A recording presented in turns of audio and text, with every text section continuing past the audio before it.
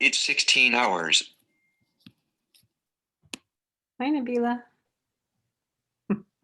This is me. Hi.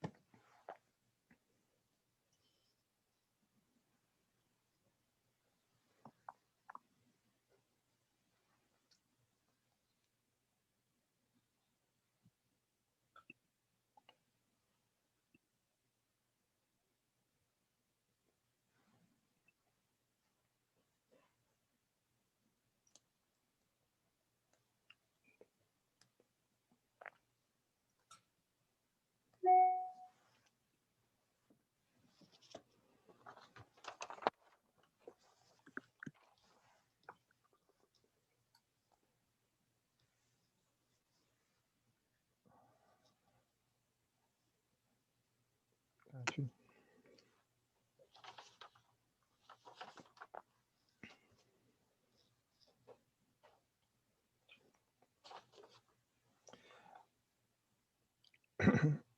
Okay, I'm going to start by sharing my screen because I think everybody's here.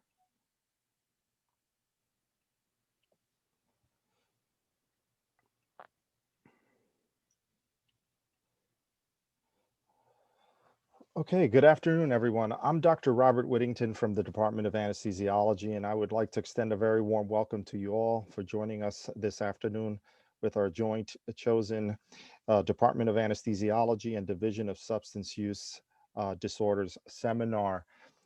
Today's program is a culmination of many years of collaboration, and I would be remiss if I didn't acknowledge Dr. Herbert Kleber, who was professor of psychiatry here at Columbia and previously at Yale, and was the director of the Division of Substance Use Disorders for many years.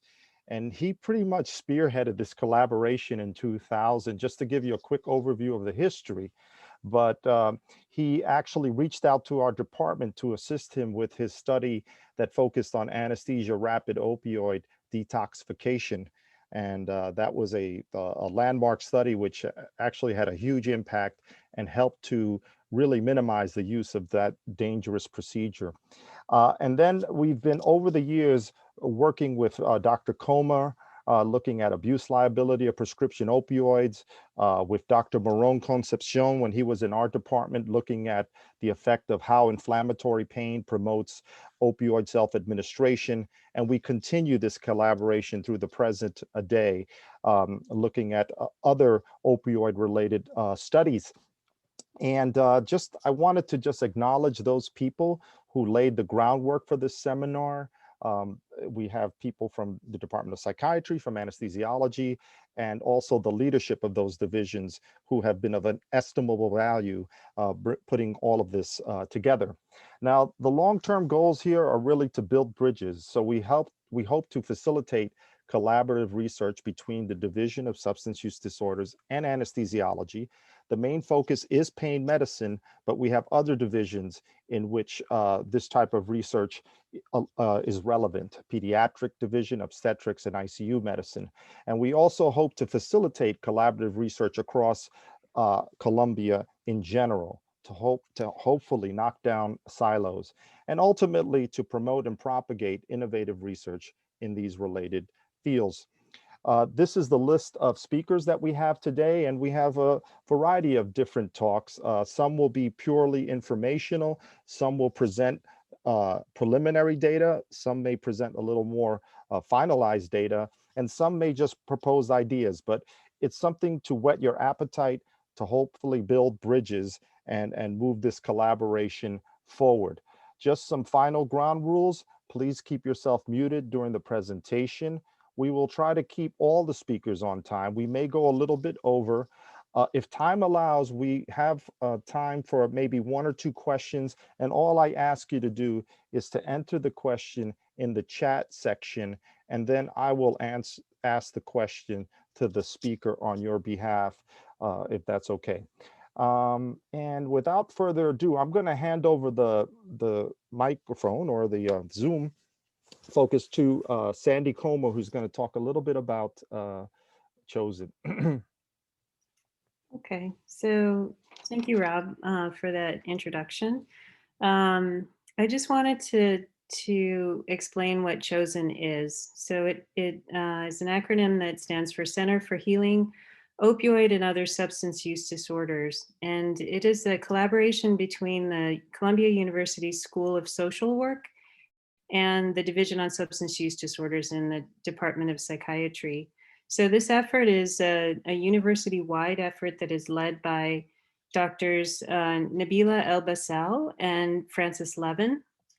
And it's a cross-disciplinary collaboration that is focused on directly impacting negative health consequences caused by opioids and other substance use disorders.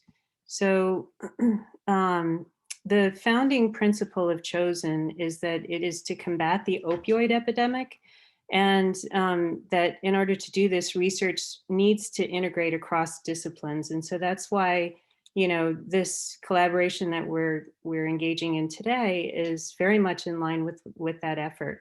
So the questions we're trying to answer are what are the current gaps in the health systems? What types of interventions are most needed?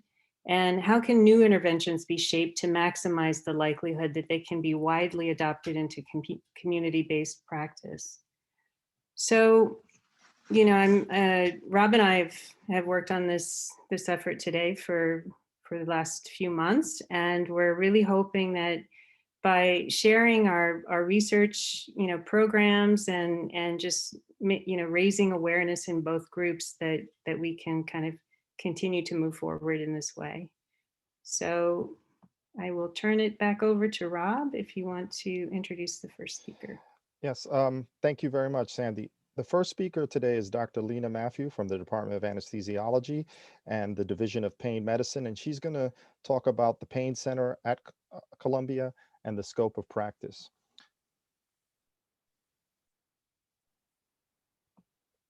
You're on, Lena. I am, okay. I think you can see my screen as well.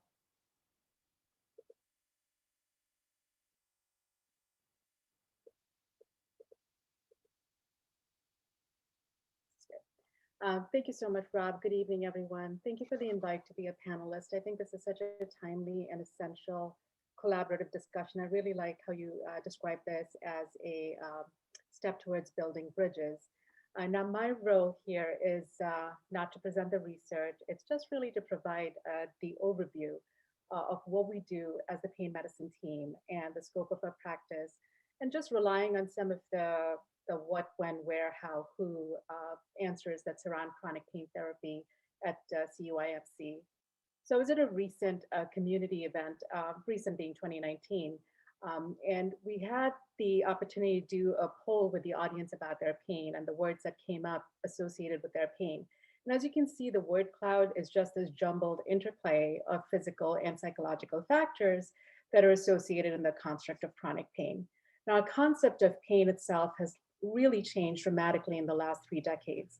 You know, as our knowledge and understanding of pain is increasing, the concept of chronic pain has morphed from being this unidimensional entity to being a multidimensional concept. Pain that persists for prolonged periods of time can engender secondary problems, and we know that there are sleep issues associated with it, anxiety, depression, loss of normal function, both at work, social situations, and recreationally. And the increased stressors associated with these losses is also a huge issue. And fatigue, mood disturbance, and stress then expands the experience of individual person's pain, and these chronic pain cycles then sustain the experience of chronic pain even when the physiological basis of the initial insult has improved. Sometimes the underlying physiological basis of chronic pain is actually difficult to determine with any degree of precision because it's wrapped under so many layers of problems and distress. Effective treatment of chronic pain then has to address the context in which the pain occurs, but also the multidimensional focus and impact of the pain and the feedback cycles that serve to sustain it.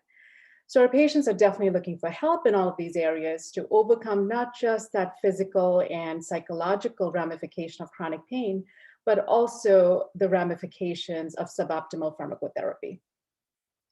So it's not uncommon for pain practitioners to counsel and endorse individualized psychopharmacotherapy or behavioral modalities, but it's super common for us to meet with some degree of reticence, and the usual refrain is, my pain is real, I'm not imagining this, it's not in my head. But we know as pain practitioners and psychiatrists that there is a bidirectionality between pain and mental health. Over 80% of patients with chronic pain are depressed. 75% of patients who have depression have pain as one of their symptoms. Coexisting pain and depression, it decreases the quality of life, it decreases favorable outcomes long-term. A multi-country survey looked at primary care patients, and 22% of primary care patients were reported to have chronic pain. And these pain patients were 4 times as likely as the non-pain counterparts to suffer from depression and anxiety. Now, depression in patients with chronic pain is associated with greater pain intensity. It's associated with more pain persistence and also greater interference from pain that includes pain behaviors that are observed by others. And depression is probably one of the best predictors of disability than pain intensity and duration alone. So it definitely falls in the scope of our practice to counsel patients. And thanks to Google Images, I was able to find a real life picture of me walking with my patients, responding to them, defending the veracity of their symptoms and how it's not in their head. Of course it's happening. And of course it's happening in your head, but why on earth does that mean it's not real? Now, perception and reality, these are not at odds. There is a challenge associated with the lack of association of chronic pain with sympathetic arousal.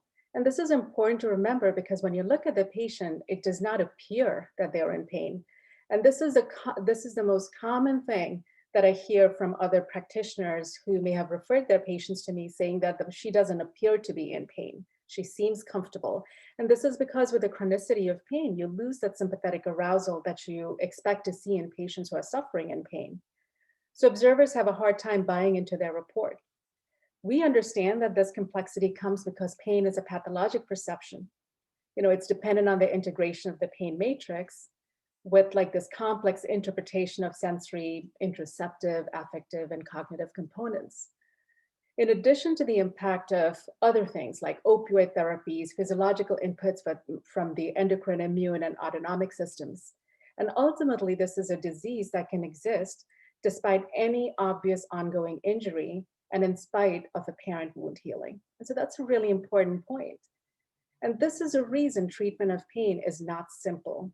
It needs collaboration. It needs breaking down of all of these specialty-driven silos that we practice in.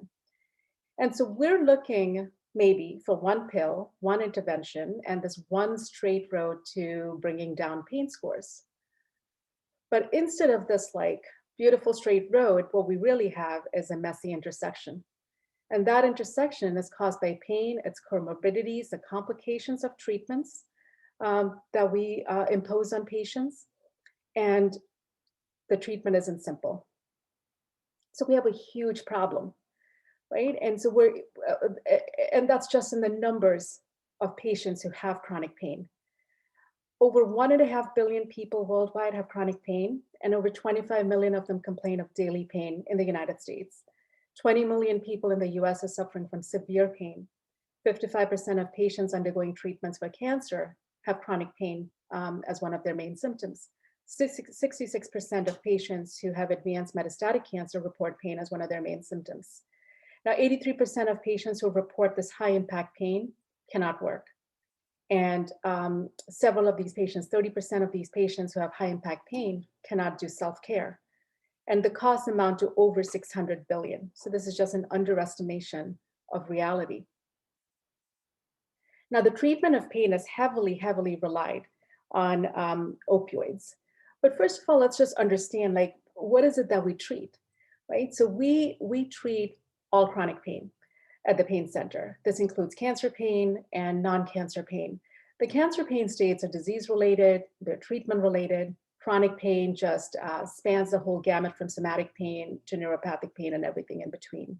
And then we have that complex patient who presents for surgery and now has acute pain superimposed on their surgical pain states. And that's a whole different topic, really. When we talk about these chronic pain states, the somatic to neuropathic pain states, comes in a whole variety. So, we really can list all the disease conditions that present at the pain center, but this could give you just the idea of the smattering of cases that come in. So you have like all the pain hypersensitivity and amplification syndromes like complex regional pain syndrome, types 1 and 2, migraines and all the other headache states, fibromyalgia and other generalized pain states, visceral pain from abdominal, thoracic or pelvic pain states, painful neuropathies, neuralgias, multiple sclerosis, other neurological conditions associated with pain. Spinal pain is, of course, the, no pun intended, but the backbone of the pain states. And osteoarthritis, painful neurological conditions, pain associated with autoimmune diseases, obesity, and metabolic disorders. So we see all of these pain states come in. And as I mentioned before, like for all of these states, the treatment of pain has heavily relied on opioids for a couple of decades now.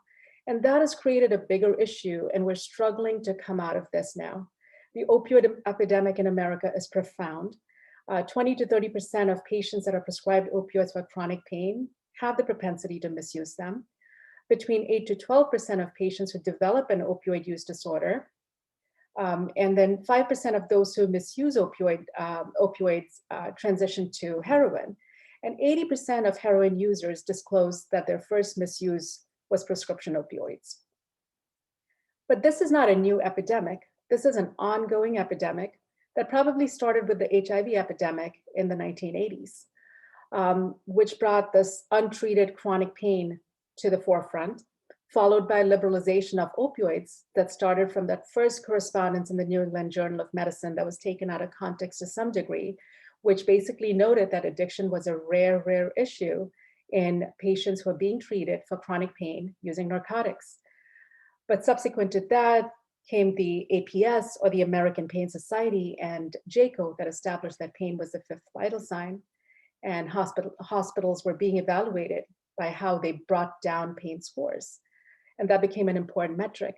Add to that the aggressive marketing strategies that suggested that OxyContin was probably one of the best comprehensive analgesic tool. And that led to this notion that opioids were the most appropriate analgesic modality available for pain medicine. So the 2000s then saw the opioid boom, which basically meant that in 2006, we had 215 million opioid prescriptions. 72% of patients who were presenting with chronic pain were given prescriptions for opioids long-term. The numbers sort of peaked in 2012 when you had about 255 million prescriptions annually, and 81% of patients were presenting to various offices, not just the pain specialist office, but anywhere from dental practices to primary care practices to specialty-driven practices. 81% of patients who had pain were being given opioids pretty liberally. Since 2016, there's been a gradual sort of dip in these numbers. And in 2019, we've noticed that the numbers have gone down with prescription opioids. It's still pretty big. And it's 153 million prescriptions annually, with 46% of patients still receiving chronic opioids. The issue, though, is that the deaths from opioid overdoses have continued to increase. In 2000, where you had just over 6,000 deaths, in 2016, you had 64,000 deaths, making opioid overdose-related deaths the most common cause of death from injury in adults younger than 50. In 2019 to 2020, capping off at May 2020, and this may have something to do with the pandemic, there were 81,000 opioid deaths. The difference, though, in the deaths from this last year is that most of these deaths seem to be secondary to non-methadone-based synthetic opioids, mostly fentanyl, obtained illegally. So no matter how you look at this, no matter how you slice this issue, the problem is really huge. So how do we treat pain? I mean, you could consider giving people a popsicle. It may work, but it may not. So first things first, right? We as a group, we as physicians have to take our heads out of the sand. We have to remember our first promise to our patients, which is basically do no harm. And we do want to stop pain, maybe just decrease pain if we can't stop it. But we want to do this with a balanced approach that allows the patient to increase their function, but also improve their quality of life. This is really important. So to do so, we have to recognize a few things. One is that opioids kill more than pain. Secondly, there are patient factors that put them at risk for chronic opioid use, and some of these include benzodiazepines, antidepressant use, a history of abuse, including substance abuse, mood disorders, preoperative pain, and use of opioids greater than 60 MMEs. We also have to recognize that the initial opioid prescription, that's the first trigger. Subsequent to that, the risk increases every third day. And opioid prescriptions being used by patients for over a week doubles their risk of chronic opioid use at the end of the year or after a year.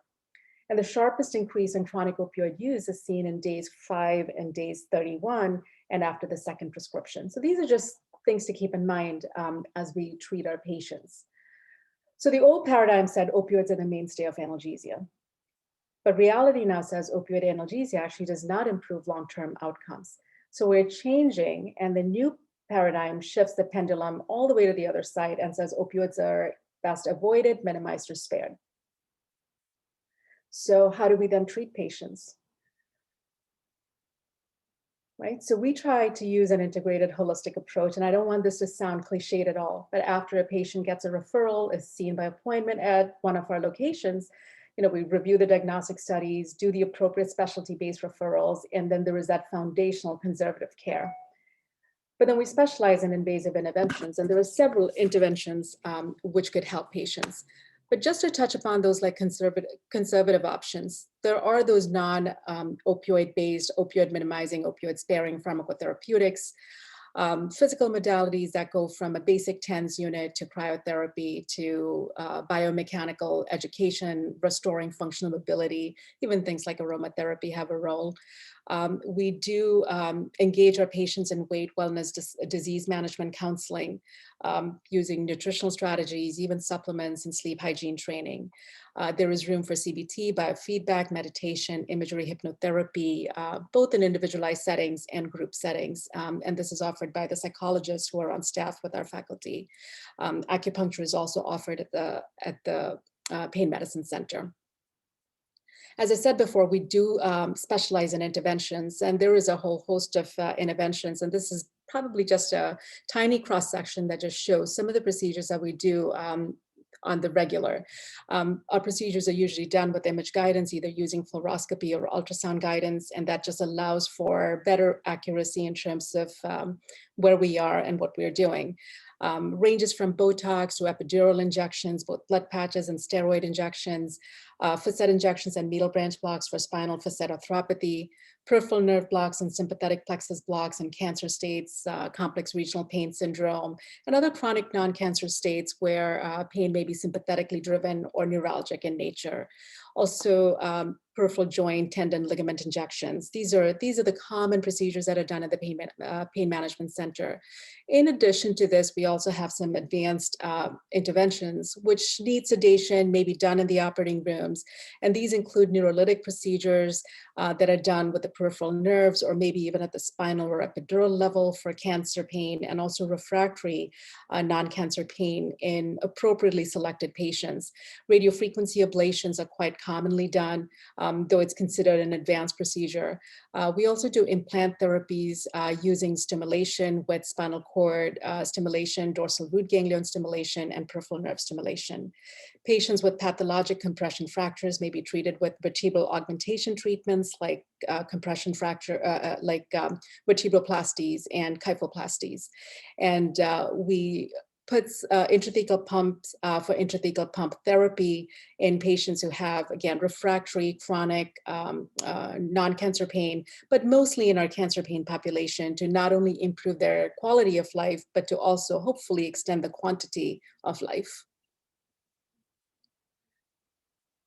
There are also procedures I want to note that we do because we're specialists in doing these interventions for non-pain conditions. And these include stellate ganglion injections that are done in the CCU and in the neurological ICU, where we treat patients with cerebral vasospasm and refractory ventricular tachyarrhythmias with these blocks. Epidural blood patches and fibrin glue may be placed to patch up dural tears to treat intracranial hypotension in the post-neurosurgical settings. And then sympathetic plexus blocks, which we use commonly for pain management, can also be used in the treatment of peripheral vascular disease, where the goal is to improve blood flow to an ischemic limb in patients that may be, temporarily or transiently non-operative. So what lies ahead? I mean, there's an exciting world of pain therapies that lies ahead. And, we are excited at the possibility of engaging in these kinds of treatments more deeply as they become more entrenched in the standard of care algorithms and as we start to make this more commonplace. So things like deep transcranial magnetic stimulation therapy, pulse electromagnetic field therapy, and virtual reality, which seems to be one of the more accessible forms of therapies that are out there. And there's a whole lot of literature that's coming out in that field. So the hope is we can go from looking like this as we're trying to treat patients with pain and provide like that more balanced act. I just want to, before I close, I just want to mention that we have inpatient and outpatient services. Our inpatient services are both at CUIMC and the Allen Hospital, treating chronic pain and acute on chronic pain. We have outpatient locations at our Midtown location, which is 5 Columbus Circle, Allen Hospital, and also an office in Bronxville. And we provide telehealth services on the daily. The team is available by contacting the number on the screen, which is 212-305-7114. We try to facilitate same-day appointments for our patients. It's both virtual and in person. We have extended hours 2 days of the week on Tuesdays and Wednesdays. And we also have Saturday hours available to facilitate, seeing patients that are not able to make it during the weekday. So I hope we can continue these conversations. I look forward to hearing what my colleagues have to say. And at the end, if there's time for questions, I'm happy to take any questions. Thank you for your attention. Thanks very much. There is one quick question, and it's posed by Matis, and he wants to know, how do you manage the balance between encouraging patients to accept some pain and focus on function psychotherapy versus trying to use alternative and advanced intervention? Yeah, this is just a foundational conversation that we have with pretty much every single patient. And expectation management is a huge component of providing appropriate pain therapy. So right from the get-go, the counseling component starts like from the moment we meet the patient and addressing like what their hesitation is. And the biggest refrain is really, I'm not crazy. Why are we talking about this? My pain is real. And I've been doing this for over 20 years and I hear this every single day. So it's become this spiel for me where I just spout out like, no, you have chronic pain, and because you have, pain, you need to learn how to live with this. What's the worst case scenario that happens as we are not able to take this pain away completely? How can we still encourage you to live a full life despite this pain? And there's a fair amount of education that goes about suboptimal pharmacotherapy and the issues associated with prolonged opioid usage. And we talk about things like opioid-induced hyperalgesia, tolerance addiction, and difficulty managing pain with with all of that. I don't think we can, I don't think we could stop all medical interventions, but definitely optimize medical intervention, like weighing the risks and the benefits for an individual patient. Because there are patients who may benefit from opioids because they're not candidates for pharmacotherapy and they're not candidates for interventions. And those may be patients who need some amount of opioids, but it has to be done in a way that's judicious and that's well thought out, well crafted, and using all of these other modalities where the opioids or other pharmacotherapeutic agents could be minimized. I hope that answers the question. Yep. Perfect. Thank you so much, Lena, for that very comprehensive look at what the pain division does, and I appreciate it very much. Next speaker will be Dr. Diana Martinez, professor of psychiatry, and she's going to talk about whether there's a role for TMS in chronic pain. So you're up next, Diana.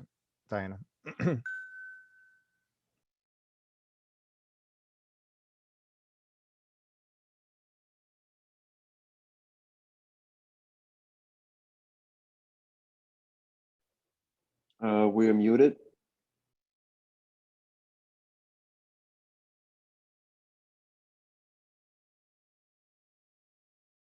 Now unmuted? Sorry about that. Too many clicks. If you need to contact me, my email is here, or you can also just search Martinez Columbia and it'll pull me up right away. So I'm going to begin by talking about the anterior cingulate and medial prefrontal cortex. And if you can look down here at this fMRI scan, they're sort of outlined on this sagittal scan. And what's interesting about these two brain regions is that we've known they've been implicated in chronic pain, at least the so-called supratentorial aspect of chronic pain, for quite some time. And if you go back to the research from 1961, looking at electrocoagulation of the cingulate bundle, also known as cingulotomy. This was used for a number of purposes. It's not used anymore for obvious reasons. There's a number of ethical issues. But what's interesting about the report is that they looked at cingulotomy for chronic pain patients. In one study, they had 16 chronic pain patients. Cingulotomy was successful in reducing pain significantly in 13 of these. And in 14 of the participants, they were able to stop using opioids for their pain. This was largely forgotten in the literature until 2007, when neurosurgeons started reporting on the use of deep brain stimulation to the dorsal anterior cingulate for chronic pain. This has been reported in a couple of studies now, mostly small studies. Deep brain stimulation, or DBS, is now being used off-label clinically to the anterior cingulate for chronic pain. It's not used too commonly or too often. There's a number of issues involved, mostly the invasiveness of the procedure and frankly, the small amount of stimulation that you get with DBS, and you have to know you're in the right place if you're trying to treat chronic pain. So with this in mind, we decided to look at ways that we could stimulate broad regions of the medial prefrontal cortex and anterior cingulate in chronic pain patients to see if we'd have an effect. What I'm going to discuss now is all studies that are either theoretical or in the works, none of which have actually been started. I'm anxious to get them started, and if anybody wants to collaborate from anesthesiologists on this, I'd be glad to. And I'll also mention that the Department of Defense came out with their funding for this year, and it definitely includes a lot of chronic pain in the mix.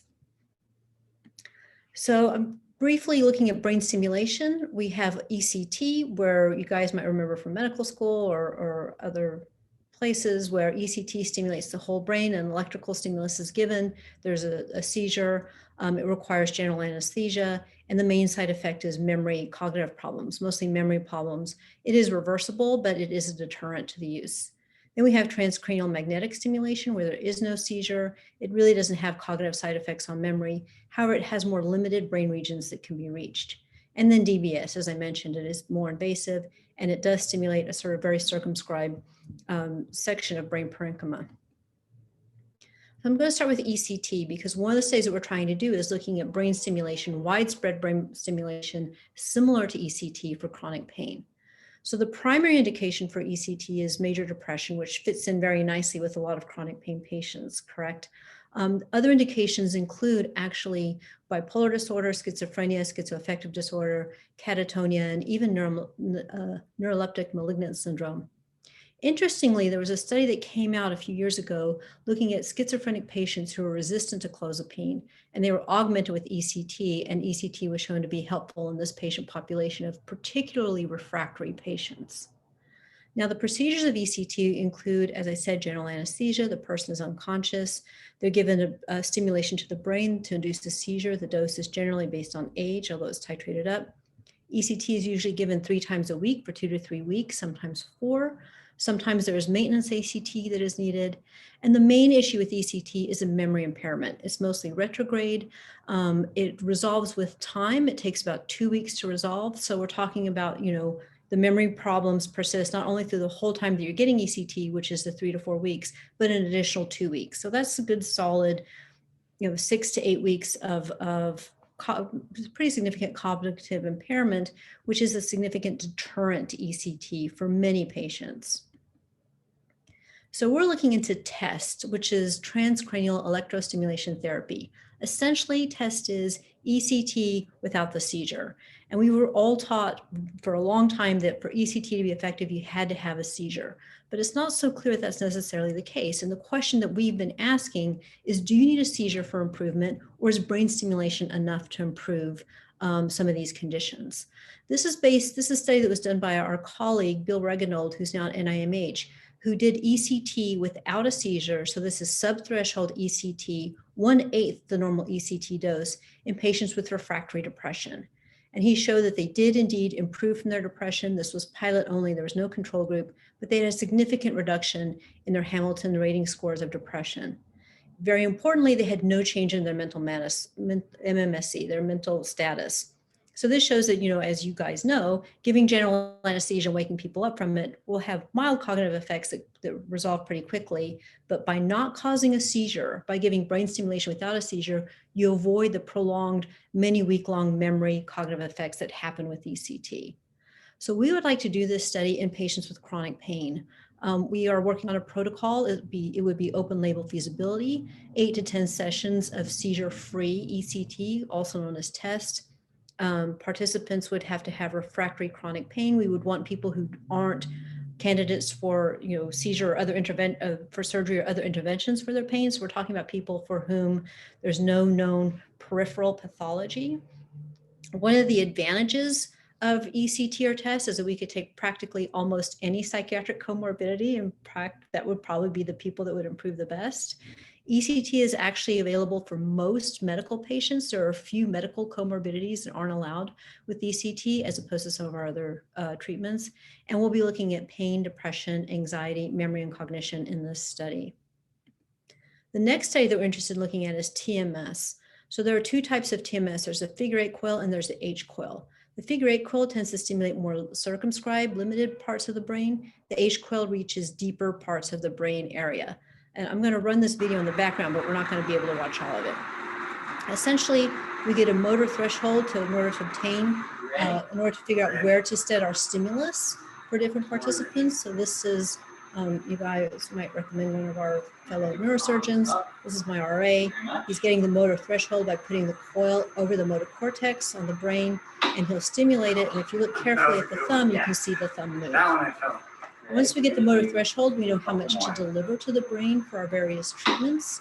In this particular case, we are using the H7 coil, which delivers stimulus to the medial prefrontal cortex and to the dorsal anterior cingulate. So we're showing here in these phantom images. So we are reaching the regions of the brain that we are interested in, specifically with chronic pain. And here you should be able to see the thumb move. Wait a minute more. Right here. So his thumb moved.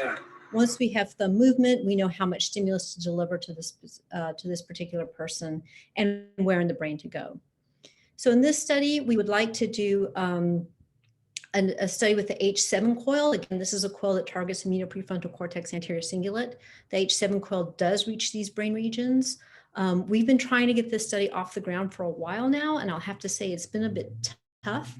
We originally took patients who were referred to deep brain stimulation from the neurosurgery group, but most of the patients that came to see us decided that they actually weren't all that interested in brain stimulation. We did have some referrals from the pain clinic. There are some contraindications. Unlike ECT, there are more contraindications, believe it or not, for TMS. This includes a history of seizures, migraines, and any medications that change the seizure threshold can be quite problematic with TMS. Nonetheless, we are interested in pursuing this, and we've been in collaboration with Dr. Haijun Zhang from your group about moving forward with this study. And those are all my slides. Those are the studies that we're trying to get off the ground, and I would greatly appreciate any input or involvement or collaboration. That's absolutely wonderful, Diana, and it's really, really interesting. And I'm glad that you've already kind of set up a bridge with Haijun, you know, because I think that is just a really fascinating project. And for those of us, including myself, who have administered anesthesia for ECT, it sometimes is really not that easy to, when you have patients who are depressed and they could be morbidly obese and high anesthetic risk, something like this is just really, really fascinating. Yeah. Okay, we'll move on to our next speaker, and that is Dr. Anis Dizdarovich, who's from the Division of Pain Medicine as well, but he's also Director of Regional Anesthesia. And he's going to talk a little bit about perioperative pain reduction advances and the pretty neat stuff that we're doing to reduce pain in the perioperative period. Anis, you have the floor. Hello there, how's it going? Good to see everybody. This is really going to be an overview of kind of my experience in managing perioperative pain. My background is in chronic pain management. Initially, when I joined Columbia, I was involved in chronic pain and acute pain as well, and anesthesia services. After a while, I transitioned and I moved to Montefiore Medical Center, and I became director of regional anesthesia and acute pain. And then I came back here 6-7 months ago to run the regional and orthopedic anesthesia division. So one of my first studies or first kind of interest was looking into the local anesthetic mode of action and spinal anesthesia for ambulatory surgery. The study we did some time ago, we basically looked into chlorprocaine, which is a ultra short acting local anesthetic, and it's used in ambulatory surgery primarily for spinal anesthesia. The issue at the time was a use of certain type of local anesthetics in spinal blocks and causing a neurological dysfunction afterwards, what TNS syndrome, transient neurological syndrome. And this was attributed back in the day to a higher concentration of local anesthesia or the presence of preservative. And chlorprocaine is one of the medication that we had been using at the time, but there was really no good data on the safety. So our study really looked into the safety of the chlorprocaine, and we analyzed close to 500 patients at a time and didn't really find any specific complications. And essentially our data showed that there was a good indication to use chlorprocaine.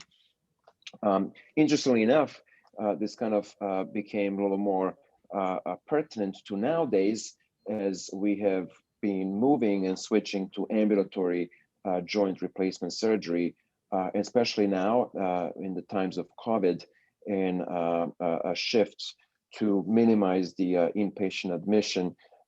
We've been really trying to find the most optimal way to perform surgery for the patients, rehabilitate patients quickly in the recovery room, and have the patients go home to continue on. So traditionally back in the day, we were doing hip and knee replacement surgery, and patients would typically stay for a couple of days in-house and then leave.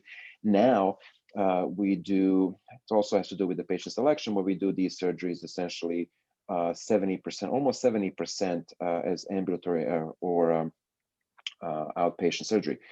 And even though our study was a long time ago, the orthopedic surgery division from Columbia actually analyzed the similar data and published their study several months ago with chlorprocaine use as spinal anesthesia. It's kind of like interesting that they finally caught up with that concept. Then I became really involved in studying perioperative pain, being still in the chronic pain and acute pain side, and trying to manage acute postoperative pain because there's a lot of issues associated with it. And one of the issues is that a development of chronic persistent post-surgical pain, among other things as well. And it's been shown that different types of surgical procedures have a different risk of developing chronic pain after surgery. So amputation, thoracotomy, sternotomy, mastectomy procedures, even inguinal hernia repair do carry a higher risk. And oftentimes I would see, and we would see together, a lot of these patients in the pain clinic complaining of chronic pain after surgery. So I really tried kind of to look into what are the ways to minimize acute pain and perhaps try to minimize development of this chronic pain after surgery. And on top of that, we were trying to figure out the ways to decrease the opioid use. As you all know, some time ago, opioids were really the mainstream of acute pain therapy, and they kind of still are very predominant, but also in chronic pain states, we were using a lot of opioids, even though they're being associated with many side effects and issues and problems. So I really kind of tried to look into the ways to minimize pain and minimize the opioids. And then being part of the regional anesthesia group, I obviously looked into developing different forms of regional anesthesia techniques. And I became very interested in something that I kind of like to call minimally invasive anesthesia and analgesia. What that means is to utilize non-opioid modalities and non-general anesthesia modalities for surgery and for pain, which would be relying heavily on local anesthetics, safe use of local anesthetics and other pain medications, so we can minimize general anesthetic and minimize side effects and minimize pain, and the patients can feel more comfort and less issues afterwards, and the recovery can be faster. So along those lines, several years ago, the industry came up with this new formulation of local anesthetic because we were trying to find the ways to extend the use and duration of the local anesthetic blocks. So we were doing a lot of local anesthetic blocks for surgery, also in the pain clinic. And also using catheters, but there was some issues with using catheters that would provide longer lasting pain relief. So the one of the pharmaceutical companies came out with the medication that sounded great at the time. It's called Exparel. It's a liposomal bupivacaine. It's not really a novel a formulation of a local anesthetic. There's been different types of a similar type of a compound present and around for a number of years. But this particular one, Exparel, liposomal bupivacaine, was marketed at the time as local anesthetic lasting for 72 hours. So that seemed like a great idea. And a lot of places started using it around initially for surgical infiltration, then it also started getting approved for the brachial plexus or regional anesthesia blocks, and there was a lot of really studies into it. So I became involved with the study looking into total knee replacement as one of the more painful procedures in orthopedic surgery, and using the this type of local anesthetic, liposomal bupivacaine, comparing it to regular bupivacaine that we have available, and trying to see if there's any difference. So what are the needs to do these studies? As well, first of all, we have a new medication, so we want to test it out. We want to test out the efficacy and safety of the new medication, and then on top of that, it's the cost and justification for the use. Exparel typically costs around $300, and bupivacaine costs around $3. So to use Exparel on a regular basis would obviously financially create a little more strain. So there were some studies looking into that as well, comparing it to bupivacaine and other local anesthetics. And this study that I was involved was looking into total knee replacement. And it was a smaller study because we designed to kind of run a study as a pilot and see where we would get. But eventually our data didn't really show any difference. And we then also got involved with a couple of other studies looking into liposomal bupivacaine versus other bupivacaine for different other types of blocks for shoulder surgery and hip surgery. And interestingly enough, just recently, a few weeks ago, the latest anesthesiology journal came out with this front cover page, and the study inside that basically concluded that liposomal bupivacaine, when compared to standard local anesthetic, which is regular bupivacaine, does not seem to provide much benefit. And why is this interesting? Because the medication was initially marketed as lasting 72 hours, and there was a lot of hype and a lot of enthusiasm to use it. But it seems like the evidence, at least for the peripheral nerve blocks, does not seem to show that there's benefits to that. Then I continued on into my quest to minimize pain after surgery, and then basically realized that on the continuum from acute to chronic pain, it's not really that post-operative pain or intraoperative pain management that we need to get involved with, but it's really the whole spectrum from before surgery, during surgery, and after surgery. So I put together an idea to look into the establishing perioperative pain evaluation service, which would serve to identify high-risk patients having surgery. And there's certain criteria for these high-risk patients. For example, people that take opioids chronically or benzodiazepine chronically, people that have chronic pain to begin with, people who have a lot of anxiety or catastrophizing. Therefore, identify these patients beforehand, see them in the clinic before surgery, discuss the plans for their surgery and post-op pain management, see if we can fine-tune their pain coping strategies, and also fine-tune their regimen if they're on high dose of opioids, see if we can minimize those opioids before surgery and apply different tools, and then provide certain directions to the anesthesia team during surgery so we can use multimodal analgesia and then follow these patients post-op as well. And as a result, we will probably see a decrease in post-op pain, perhaps an opioid use, increase in satisfaction, things of that sort. Unfortunately, I didn't get to finish this study because I ended up moving on at a time. But this is something that I'm still kind of interested to look into the future. Another thing that I also was studying, again, orthopedic surgery patient population and the specific use of opioids after surgery. So traditionally, up until recently, there was basically trends for postoperative pain management is to provide a vast amount of opioids as needed to the patients and to discharge patients with enough large amount of opioids to be used on as needed basis until these patients would be seen in the follow-up in the surgery office or someplace else. But what this research basically showed that a lot of times these excess opioids are either not needed for sure, or the patients end up using them even though they don't need to use them.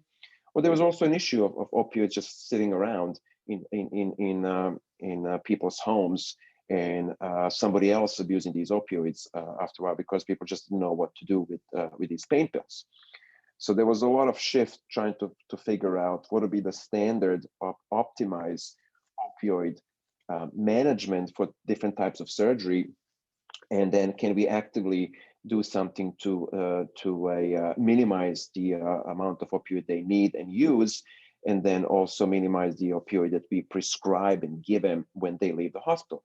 So I was involved in the study at Montefiore, where we basically what we did for patients having hip and knee surgery and spending some time in the hospital before being discharged, we had the pain service follow them actively and basically creating a patient-specific tailored analgesia approach and therapies, and then providing specific instructions, first of all, to the patients how to report their pain and how to manage their pain, and also to the patients and the physicians. They would be taking them, let's say, in the nursing homes, on the rehab centers, and how to actively wean their opioids. So we would provide weaning protocols for these patients so they wouldn't end up going home and basically not knowing what to do with the medication that was given to them. So again, this kind of got cut off with the pandemic last spring. Didn't really get to quite finalize it, but maybe we'll reopen this at some point. Then I was still involved in the chronic pain side, and we had this need. A lot of times there was an issue of surgery services or even medicine services basically asking us on the anesthesia side what do we do with patients coming in for surgery? They're on Suboxone or buprenorphine. This was leading to a lot of confusion and cancellation of surgeries. There was conflicting data and reports how to properly manage. The issue is, as you know, buprenorphine acts as a mu agonist and antagonist, and it can be used for opioid use disorder and also for pain management. And depending on the dose, a higher dose tend to basically compete with the regular opioid agonists. So if the patient presents for moderate or severely painful surgery, they're still taking buprenorphine, the issue would be the opioid might not work for them and they're going to have a lot of pain. So what do we do? So traditionally, historically, the understanding was, well, buprenorphine, basically metabolism, depending on the dose, sticks around for a couple of days, 2-3 days. So we really need to have these patients stop buprenorphine a few days before surgery, which kind of seemed like a maybe physiologically perhaps something to do, but clinically ended up being not such a great idea because of the issues of patients withdrawing and having increasing pain and then relapsing afterwards. So we initially put together an idea of trying to get some guidelines, and those guidelines were basically looked into trying to minimize or decrease the amount of buprenorphine people taking actively before surgery, and then having them stop within 24 to 48 hours. This was the initial protocol and idea that we had. But later on, what ended up happening is there were some new guidelines, new recommendations, basically saying that this might be an overkill as well, and we should really dissect a little bit further in. And this will be an interesting, actually, study for us to kind of look into and collaborate on the psychiatry and pain and anesthesia side as well. And that is finding the optimal dose of buprenorphine that's still okay to provide adequate analgesia to the patients, but will not interfere with opioid agonist for managing surgical pain. So it seems like there's some indications that when we get into the range of 8 to 12 milligrams of buprenorphine a day, there's still some amount of mu receptors that might be unoccupied, and then we can use those receptors to give the regular opioid agonist. And it seems like at that point, the buprenorphine and opioid agonist might work in synergy. Higher doses tend to block off more of the opioid agonist, and the synergistic effect might be lost and people might be having more pain. So we might be kind of hitting the wall and a lot of difficulties in managing pain. So there will be interesting kind of to look into what are the optimal doses of buprenorphine that can safely or synergistically react with mu opioid agonists, and how do we manage these patients. Also, perhaps adding other types of medications, NMDA antagonists, because buprenorphine does have some effects on the NMDA receptors as well. So using ketamine and methadone along with buprenorphine and seeing, if we can optimize the care. There's also a notion of buprenorphine-induced hyperalgesia. So we have to, think about that as well. So patients that chronically take buprenorphine might exhibit hyperalgesia. But most recent guidelines are really to essentially not have the patient stop buprenorphine, but in fact to try to, if possible, drop the levels down to 12 milligrams or 8 to 12 milligrams a day and just continue with that dose throughout surgery, and then administer opioid agonists on top of that, hoping that we're going to provide synergistic analgesia and then provide good pain relief. Then another thing or research idea that I had in mind, I was still in the pain clinic, and medical marijuana started becoming in New York State a little more kind of interesting option. And as a matter of fact, the New York State approved the use of medical marijuana for certain medical conditions, including chronic pain, neuropathy, and chronic pain. So I did start seeing patients in the clinic and prescribing medical marijuana for certain types of chronic pain conditions, usually for folks that would like to replace opioids with something else, people that were refractory to other types of medical treatments. So on the chronic pain side, that seemed like a fine idea, although we were just trying to assemble data because we haven't really been using medical marijuana for long periods of time for chronic pain. However, studies then started looking into chronic marijuana users and anesthesia. And it's been shown, seems like it's been shown that contrary to popular belief, that marijuana users tend to have likely an increased pain sensation and higher requirements for pain medications and opioid medications post-op as well, on top of also having increased requirements for anesthesia. And then some studies also looked into using medical marijuana or cannabinoids as a management of acute pain, and it didn't really seem to be showing much of the promising results there. So that's another kind of interest of mine that I was looking into, because there's obviously a difference between recreational marijuana and the medical marijuana, THC, CBD components, and what percent of these two we really have in the system. And with medical marijuana, you can actually fine-tune that a little bit more. And it seems like perhaps the THC might be a little more involved in the chronic pain states, and CBD might be a little more involved in the inflammatory states as well. But perhaps looking into adjusting these ratios, THC and CBD, and seeing if we can get any progress in terms of the acute pain management. Because as of now, the study really data seems to indicate that cannabinoids or patients that chronically use cannabinoids do tend to have increased pain and require more opioids afterwards. Although there's some conflicting data, but seems like that's the case. And then I really continued on with my regional anesthesia kind of interest and background. And most recently, as I came back here, we started using specific types of regional anesthesia for very sick and complex cardiac patients. So thoracotomy is one of the surgical types that does carry a higher risk of persistent post-surgical pain, number one. Number two, increased chronic use of opioids, and also one of the more painful surgical procedures.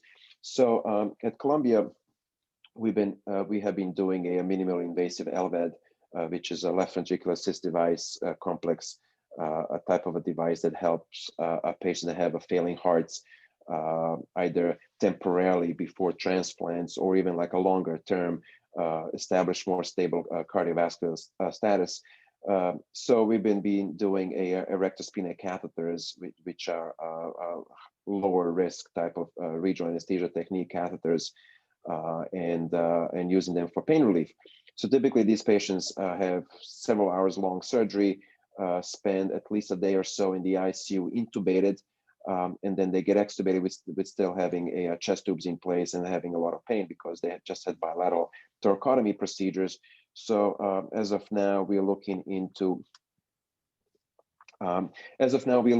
whether this type of regional anesthesia technique can minimize pain. First of all, can minimize opioid use, can also minimize potential to develop chronic pain after surgery.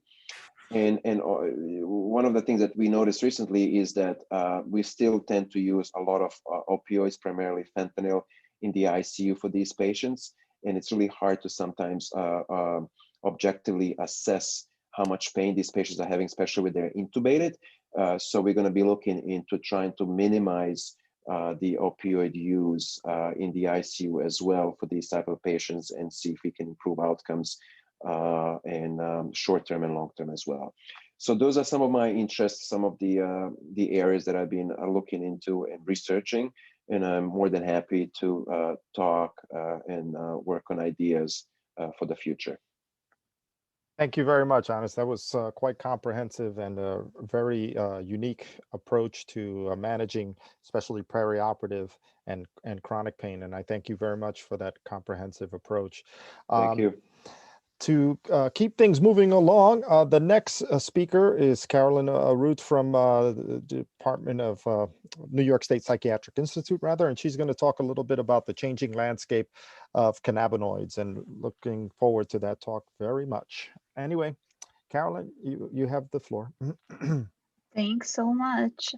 So hi, everybody. My name's, again, Dr. Carolina Root, and I'm with the Division on Substance Use Disorders. And I just want to note before I get started, just a slightly different perspective. So I'm going to use this time to be going over some of my current and upcoming projects, which are done in a human laboratory.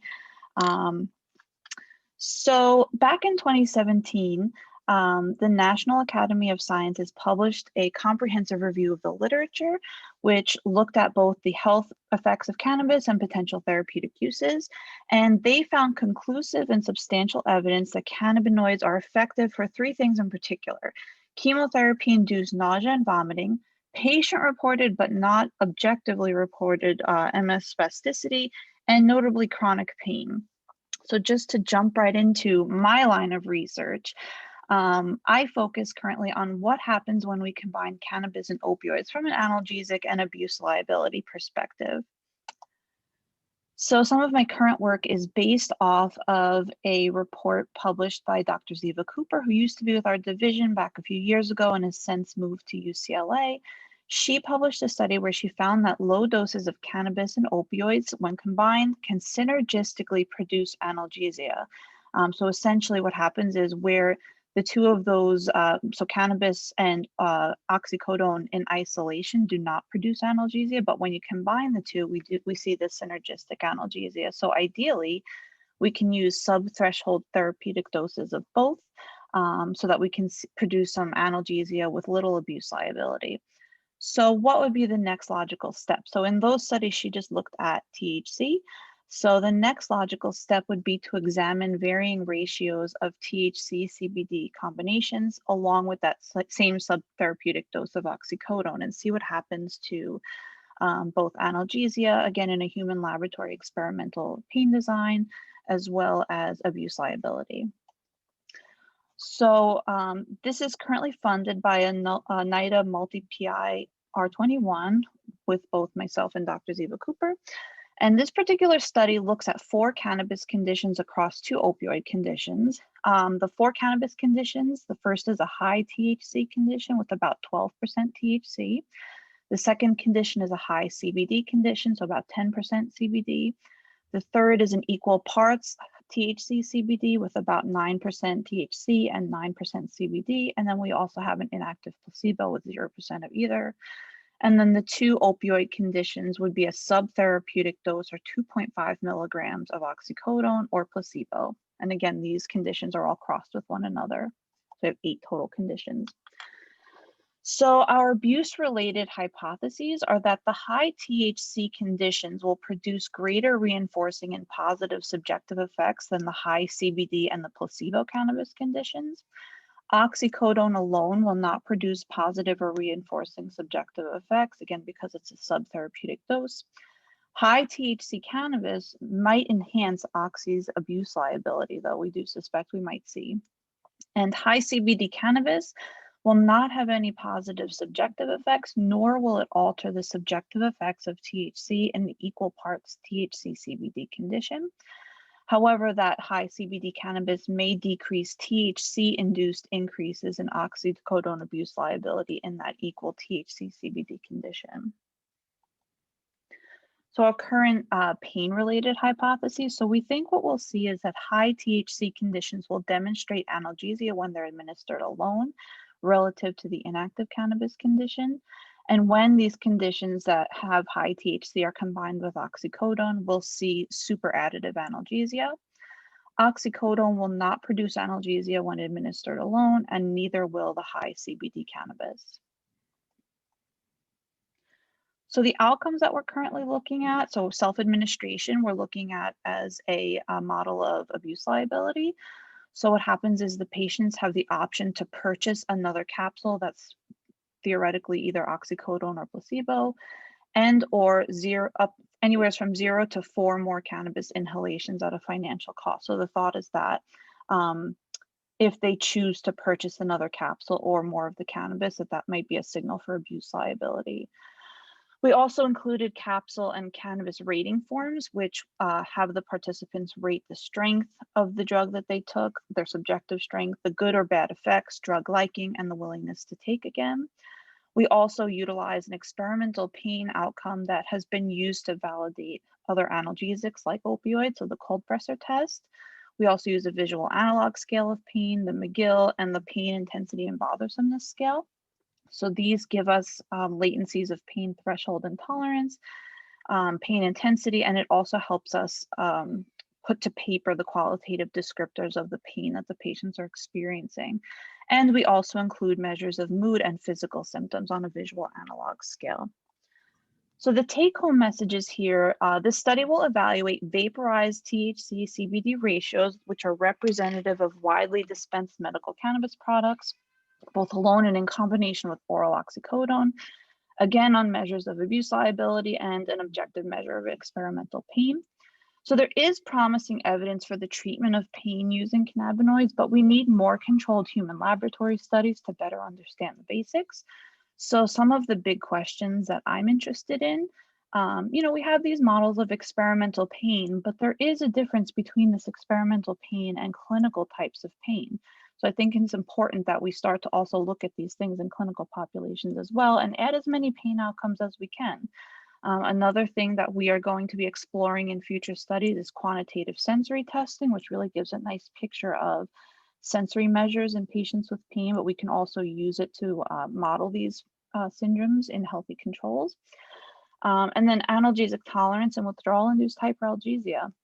So there isn't any data showing whether or not people that use cannabis long-term, if they develop any sort of analgesic tolerance. So, it's nice that we have all of this data from acutely administered cannabis in the lab, but patients are using it on a regular, daily, repeated basis. So it's important for us to define how these characteristics might change with time. Another thing that we don't know much about, patients anecdotally report feeling more pain when they're withdrawing from cannabis, but we don't have any rigorously controlled studies detailing this effect. So you can imagine that that could be problematic for a patient that wants to stop using cannabis, but might be sort of married to using it just because they don't want to experience withdrawal. We see that happen with patients using opioids. They don't want to stop using the opioids because they're afraid of the withdrawal. So when patients stop using cannabis, do they experience an increase in pain sensitivity known as hyperalgesia? So these last two questions are going to be the focus of some of my upcoming studies, which are funded by two different grants. So the Alchemy's Pathways Award will be looking at repeatedly administered high cannabidiol cannabis over time to see if tolerance develops or if there's withdrawal-induced hyperalgesia. And then we'll be asking similar questions using a NIDA-funded R21 to look at high THC cannabis over time as well. So those are some of my ongoing and upcoming projects, and I'd be thrilled to work with anybody that might be interested. Many thanks to Dr. Margaret Haney, my mentor, and the Division on Substance Use, and for Chosen. And thank you very much, guys. Thanks, Carolyn. That was absolutely wonderful. I just want to remind the audience that they can ask questions in the chat function. There was one question in the Q&A, and if we have time, we'll go back to that. But also, we're going to share the emails of all the speakers here. So if you want to directly contact the speakers and pose a question at a later time, feel free to do that as well. We will share that information with you as well. Thanks once again, Carolyn. The next speaker is Dr. Guang Yang from the Department of Anesthesia. And we're going to shift gears a little bit. We're going to move over to a little basic science, and she's going to talk about the neural mechanisms of chronic pain.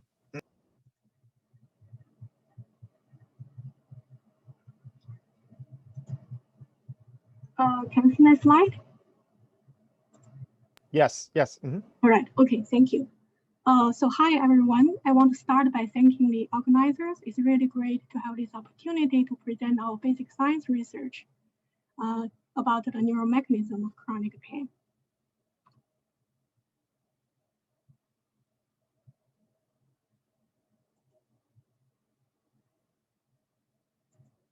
Okay, so as we all know, pain perception is important for individuals to avoid potential injury and adapt to the environment.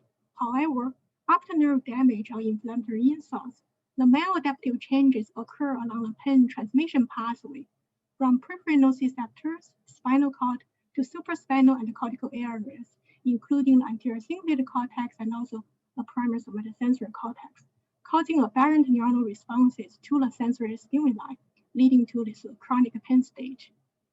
So a major research direction in my lab is to understand the plasticity of neural circuits that underlies this development of chronic pain.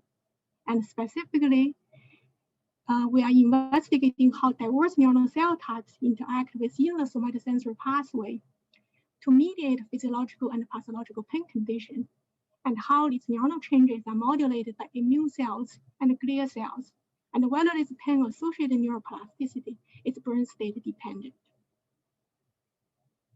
So we use animal models to address these questions. For example, by ligating and CART two branches of the sciatic nerve, we can create this peripheral nerve injury-induced neuropathic pain model in mice. 2 days after nerve injury, you can see mice will experience this prolonged pain hypersensitivity in the injured limb.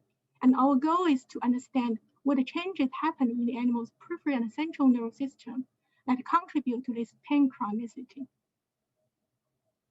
And we start from the periphery. Dorsal root ganglia contains the primary somatosensory neurons that detect external stimuli and relay the signal to the central nervous system. Although DRG sensory neurons are critical for initiating somatosensation, it has been difficult to study these cells directly in awake animals. And recently, our lab developed a vertebral window technique that allows us to repeat the image lumbar DRG through this window over time in the living mice. And in combination with different lines of transgenic mice, we are now able to study the structure and activity of DRG neurons, satellite glial cells, and also the dynamics of macrophage in the living mice. And using calcium imaging approach, we follow the activity of the same group of DRG neurons in the dorsal root ganglia before and after peripheral nerve injury. And in the peripheral, this is a pre-nerve in the pre-surgery naive mice, you can see neurons exhibit sparse and stochastic calcium activity. But within hours to days after peripheral nerve injury, there is rapid and robust increase of calcium activity in these DRG cells. And this ectopic firing of primary sensory neurons is associated with the onset of pain hypersensitivity. And one key molecule that contributes to this increased activity of DRG sensory neurons is ATP. So ATP is locally released in the traumatic zone after acute nerve damage and involved in nociceptive transmission. Using luminescence imaging approach shown here, we can monitor the ATP level in the living mice over extended periods of time. And after nerve injury, you can observe this sharp increase of ATP level in the injured part of the nerve, and which is peaks around 3 hours and gradually decrease afterwards. And along this increase of ATP release at the injured site, we also observe the increased expression of the receptors for the ATP, P2X3 receptors. So these data together suggest that injury-induced ATP release may activate axonal cholinergic receptors, leading to the excitation of ganglion neurons. And indeed, this is the case. So when we apply the ATP hydrolyzing enzyme Apirus, our selective antagonist for the ATP receptor, to the nerve injured site, we observe this reduced DRG neural activity. And in contrast, if we add more ATP to the injured nerve, then we can observe this increase of calcium activity in the DRG sensory neurons. And consistent with those imaging data, so mechanical allodynia in mice is improved after we block the ATP signaling using Apirus, our antagonist for the ATP receptor, and worsened after further ATP application. So I showed you that within hours to days after nerve damage, primary sensory neurons in the DRG increase their firing rates in the neuropathic pain condition. And what about the sensory neurons in the higher orders of the somatosensory system? And using similar imaging approach, in vivo calcium imaging, we examine the activity of excitatory neurons in the primary somatosensory cortex. So these videos were collected from the dendritic and somatic compartments of the gliophile primary neurons, the output cells of the cortex. And very striking, at 1 month, which is the chronic phase of the neuropathic pain, we observe a substantial elevation of calcium transients in the apical tuft dendrites of these cells. This indicates there is increased synaptic input going to the sensory cortex. And we also observed elevation of calcium activity at the soma of those layer 5' neurons, implying there is increase of cortical output after peripheral nerve injury. And importantly, the level of layer 5 neuronal calcium activity are highly correlated with the magnitude of mechanical allodynia in mice. So these data suggest this S1 hyperactivation could be important for the central sensitization in these neuropathic mouse models. And in addition to activity changes, these output neurons of the cortex, they also display a substantial synapse remodeling in their apical tuft dendrites. So it's conceivable these changes of synaptic connectivity are important for the long-lasting remodeling of the somatosensory cortical circuits, contributing to the maintenance of chronic pain. So comparing the timeline of neuronal activation in the DRG and also in the cortex, so we realize the DRG neural excitation precedes the onset of the pyramidal hyperactivation in the cortex. So in the acute phase of this neuropathic pain, if we use pharmacological approach to suppress DRG neural activity, we can effectively bring down the activity of sensory neurons in the cortex.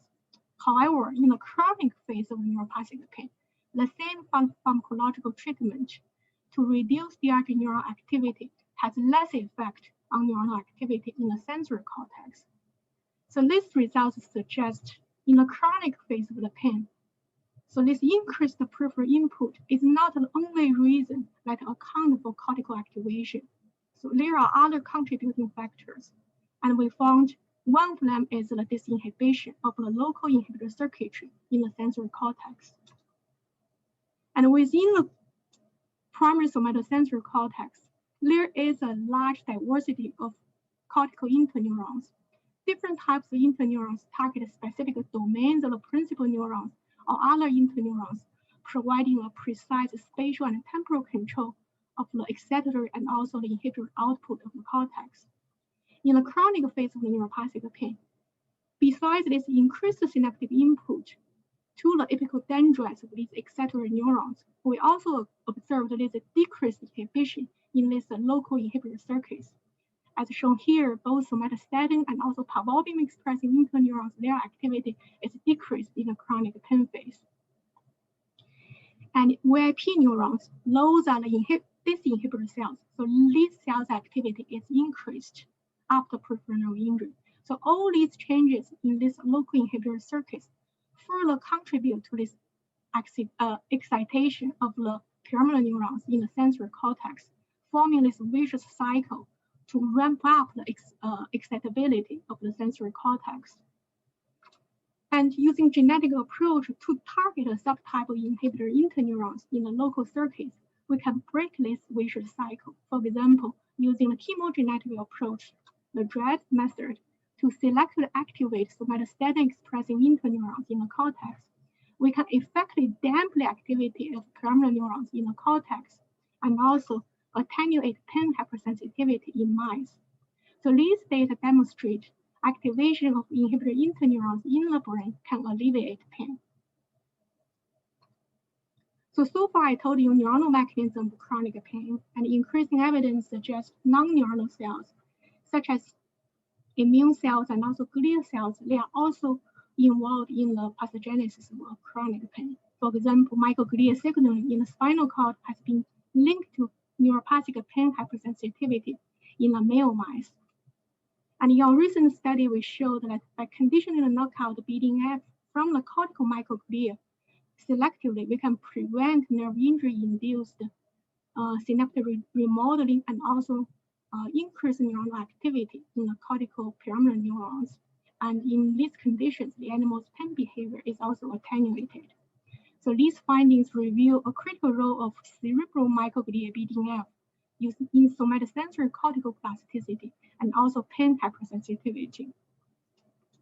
So in the last couple of slides, I want to highlight a new direction of pain research in our lab, targeting sleep-dependent neuronal plasticity to alleviate pain.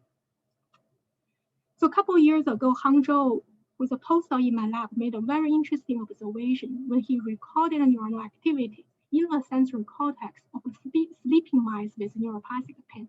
So he observed after peripheral nerve injury, there is a progressive increase in neuronal activity across both wake and also the sleep states. And very striking here is the cortical activation is much more robust when the animal is under slow wave sleep stage as compared to the wakefulness. And this finding basically opens a whole line of inquiries in my lab. For example, whether suppressing sensory cortex activity during sleep is more beneficial in treating pain. And this appears to be true, at least in mice, when Han coupled optogenetic manipulation of neuronal activity with the animal's brain states, either sleep or wake, and he found the best pain treatment effects is observed in a group of mice in which cortical neurons were selectively suppressed only during the slow wave sleep phase. And in contrast, the same optogenetic manipulation delivered during the wakefulness has no obvious effect on the animal's pain behavior. So our next challenge is to figure out why neuropathic pain-associated cortical plasticity preferentially occurs and consolidates during sleep. To summarize the pain research in our lab, so we use animal models and we found pain hypersensitivity is associated with sensory neuron hyperactivation in both periphery, in the dorsal root ganglia, and also in the central nervous system, for example, the primary somatosensory cortex.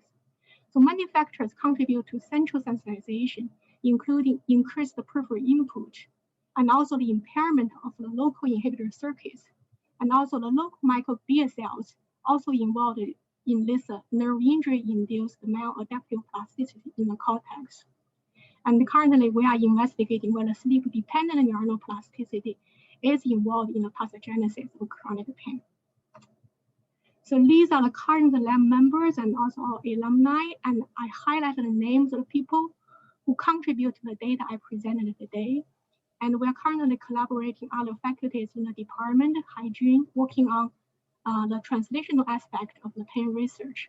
And our work is funded by NIH, CUMC, and also department. Thank you for your attention. Thank you, Guang, for that. Those sharing those fascinating data with us. Really, really, really interesting work. I know I'm going to send you an email after this. I don't know if that counts for collaboration, but really, really spectacular work. And I thank you for the time to share that with us today. We'll be moving on to the next speaker, and again, shifting a little bit of shifting gears again. And the next speaker is Dr. Ruth Landau, professor of anesthesiology, and she's the division chief of obstetrical anesthesiology. And she's going to talk about obstetric anesthesia, reducing maternal opioid use and neonatal exposure. So Ruth, you are on. Good afternoon. Just checking that. Are you seeing my? It's good. It's good. It's good. Thanks for having me. What an exciting afternoon. I don't know where to begin with all the phone calls and text messages I'll be sending. My presentation will be focused on an area of clinical and research interest that has hit me, if I may say it this way, probably 15 years ago, realizing that we have a problem, mostly in the United States, and that we need to do something about it urgently. So I do have some funding, some directly that I received, some through the institution and the network. I put here a few of the funding sources that I am enjoying just because they're related to some of what I'll be presenting to you and sharing with you this afternoon. I always say that I do not have any disclosures except that I did have a cesarean delivery, and everybody knows that I have worked with that I did not use any systemic opioids. So that's my one one information that I'm sharing with you. Ruth, you have to hit share screen though. It's not sharing. Oh, sorry. I'm enjoying my own slides and I'm not sharing with you. That's not good. I thought it worked. Does that work now? Yes? Perfect, Yes, perfect. looks good. Apologies. I've done it so many times that I didn't think it wouldn't work. Okay. So some funding from the HEAL NIH funding, I'll talk about it, and the NIDA, and from our own APGAR Academy. So previous speakers, including Lena, talked about the opioid crisis and how it has been plaguing us. Just a reminder on the left-hand side of the slide here about the most recent data of the opioid use in the United States. And I don't have to remind you that every 12 minutes, someone dies from an opioid overdose. What you might not be aware that also impacts babies that are born to mothers who have been using opioids during pregnancy. And so every 25 minutes, there has been one baby withdrawing in the United States that was just born. So we've been sharing some time here together. There have been a few babies withdrawing in the United States. On the right-hand side of this slide, I put here also information that was released by the CDC that I'm sure most of you are not familiar, which is the prevalence of an opioid use disorder that is documented during a delivery hospitalization. And as you can see on the top graph here, the prevalence of OUD increased more than fourfold between 1999 and 2014.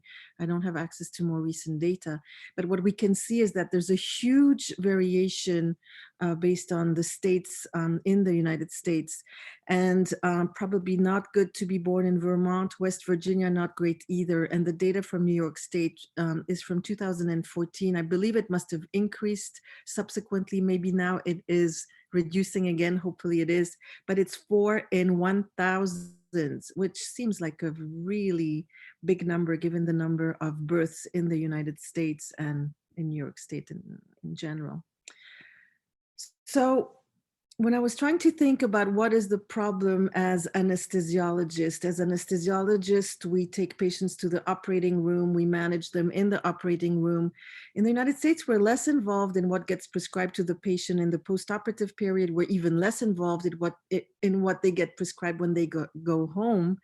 And we have no idea what they go home with, what they took at home, and what is left over in their homes. That is a huge issue. Most of our patients are opioid naive, but they may not stay that way after their surgery.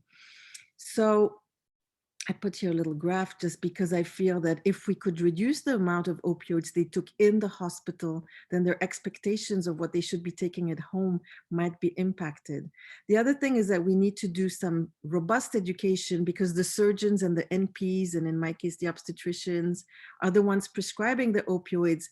And we've produced quite a few studies that have shown that the prescriptions of what women go home with after their cesarean delivery didn't take into account at all what they took during the hospital stay. And that's not only did it not take into account what they took, but the more they were prescribed, the more they actually ended up taking it home. Like supersizing wasn't a good thing. And as Lena mentioned, any increase in exposure in days increases the likelihood of a dependence. And so all these opioids that were prescribed and not utilized had carried the risk of misuse, diversion, and also accidental injections, ingestions, not injections, ingestions amongst those toddlers that might be in a home where a mom had a cesarean delivery. So a huge opportunity for us to intervene at the beginning, at the hospital, where we're the ones providing anesthesia and the immediate PACU orders for post-op pain management. So Dr. Brembrick presented that this morning, but I know that not all of you attended our grand rounds. This is a project that was very, very clinical. It actually, I called it this two-step project where we drastically changed the order set for post-op pain management after cesarean delivery. It happened in November 2017. The change was that patients shouldn't be taking opioids just based on a pain score, and that they had to have the non-opioid pain management, in other words, Tylenol and NSAIDs around the clock, and only if they had taken it and were still in pain, opioids may be considered, but definitely not written in a way where women would be taking it around the clock. And that order set change was accompanied by hundreds of hours of education to the nurses, the NPs, the obstetricians, the residents, our team, the anesthesia team, and working with our fellows, consecutive fellows, before and after. We did a before and after study that showed that this, I call it simple intervention, but the reality, it wasn't that simple. It took a lot of effort, but we were able to demonstrate a significant decrease in hospital oxycodone use. It was a 2.5-fold reduction. So the average dose of opiate, the median dose of oxycodone was 60 milligrams, in other words, 12 pills, and it was reduced by this intervention to 5 pills in 2018 and 19. So that's a big reduction. And even though we didn't particularly intervene on what women went home with, that was really in the NPs and the OB residents' hands, the prescriptions, it did impact on the number of pills that were prescribed, because the proportion of women not taking any opioids increased. And so women not taking any opioids were less likely to be sent home with an opioid prescription, although it wasn't necessarily the case, which is why it prompted a study that is now funded by NIH and the HEAL project, which the obstetricians were kind enough to ask me to write, because usually anesthesiologists are not involved in the MFMU network trials. So we wrote a project that included 2 aspects of how you can actually implement a reduction in opioid prescription, which is to involve the patient and have the patient drive the decision. So it's not just patient-centered, it's patient-driven care, where the patient is informed, this is what you took during your 2-day stay after your C-section. We think that this is what you will need at home. Now we're asking you to decide how many opioid tablets you want to go home with. So this includes shared decision-making and an individualized opioid prescription. So the study is currently enrolling, and so we're hoping to see an even further reduction in the amount of opioids that patients will go home with. I put here with question marks because I don't know, the study is ongoing.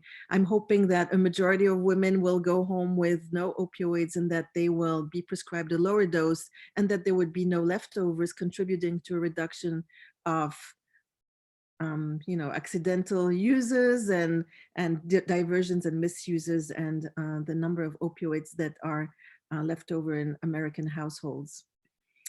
So this is what the study looks like. It's a non-inferiority randomized trial. We're hoping to enroll 5,500 women. So this is an MFMU network study. There's 13 institutions that are currently enrolling. We've enrolled over 250 patients at Columbia, despite COVID and despite having had to suspend the study initially after it had been approved and we had everything ready for rollout. So what happens is that women prior to the discharge are informed about, the shared decision-making if they are in the treatment arm, and those who are in the control group are sent home with a prescription of 20 tablets, which is still pretty high. When we designed the study, it seemed like a low dose, but now most institutions are even going lower than that. So the control group is 20, the shared decision-making individualized prescription group can be anything between 0 and 20. There are 4 visits. We're ending the study 90 days post-cesarean delivery. And I am very hopeful that that will drastically change the way post-cesarean pain is managed nationally, and potentially this can be extrapolated to other surgical populations. So if anyone is interested in trying the same thing elsewhere, I'd be very happy to share how we're doing this. Now, I want to focus on a second study, shifting totally gears into a different kind of research, because I'm working in obstetric anesthesia, and because back in the days where I was on the West Coast, I used to see many women who were taking opioids to manage their pain. I was struck by how come women are even taking opioids when they're pregnant, and the impact that would have on the possibility of a neonatal opioid withdrawal syndrome. But what was very striking, and anyone we would talk with, or any neonatologist I would talk with, would tell me that the maternal opioid doses do not correlate with the neonatal opioid withdrawal syndrome. In other words, you can't really identify ahead of time, just because a woman is taking a certain amount of opioids, that her baby is more at risk or not, which made me think, is it something in the metabolism on the maternal side, on the fetal side, a combination of both? Is it pharmacogenetic? Is it something different? And if it is going to be genetic, are these babies that are exposed to potentially high doses, maybe not withdrawing, but does that impact on their DNA methylation, and could we actually have long-term problems? And at the time, no one was really looking at that. So I had many questions that I wanted to address, and so many unknowns regarding in utero exposure, going from how the maternal opioid metabolism and her likelihood of being an opioid use disorder patient, how maternal DNA methylation may actually impact on the occurrence of the withdrawal or later life phenotypes. So I was lucky to have a project which is entitled The Epigenetic Impact of In Utero Opioid Exposure on Generation Z be funded by NIH. It's an R03, it's a pilot. And the purpose of the study was to evaluate the impact of opioids prescribed for pain relief or medicated assisted therapies during pregnancy. The idea of including women with pain relief was mostly because if they're hurting, we could give them other kinds of medication rather than opioids. But then I saw that we didn't have enough patients, definitely not enough at Columbia. And so I included also patients who were on medicated assisted therapies. I wanted to exclude patients who were on other substances such as cocaine, heroin, and methamphetamine, because there were going to be too many confounders in the DNA methylation patterns. So patients are eligible if they have been taking 2 weeks during the current pregnancy of any opioid prescribed for pain or MAT at any time during pregnancy. Initially, enrollment was going relatively well. And over the years, enrollment started to be very difficult because we have less and less patients who are taking opioids for pain relief, which is a good thing, obviously, but also because Columbia is not a center for opioid use disorders. And so I was running into issues with enrolling patients. Just to show you what the aims were to compare neonatal outcomes between exposed and unexposed babies. So this is on the clinical side, to assess DNA methylation patterns at birth and longitudinally at 2 months, and evaluate the opioid metabolism both on the maternal and the neonatal side. And for that, I'm collecting the first poop or the meconium of the babies. Not a fun study to do when it's at 3 o'clock in the morning and you don't know when the baby will be pooping, the saliva and the hair for all these measures. I'm still enrolling, it's still ongoing. I have no results to share with you. It was an ambitious study, and I'm thinking that I should probably just analyze what I have, as again, very pilot. So I just want to end here by saying that I think the opportunities are endless. I think that the opioid crisis sadly has provided a platform for numerous opportunities. I just put here all the groups and the people that I have been collaborating with so far, that I hope to continue to collaborate with. And if anyone has any project in particular. So the third aspect of things that I'm looking at, I haven't mentioned, but it's developing apps to guide the surgeons in their opioid prescriptions, in particular after inguinal hernia repairs. I'm also working with the peds who are working with spine cases, and we're working with the Mailman School of Public Health. We have a grant and we're piloting an app that will guide the surgeons. So I'll end here and I'll be happy to take questions later.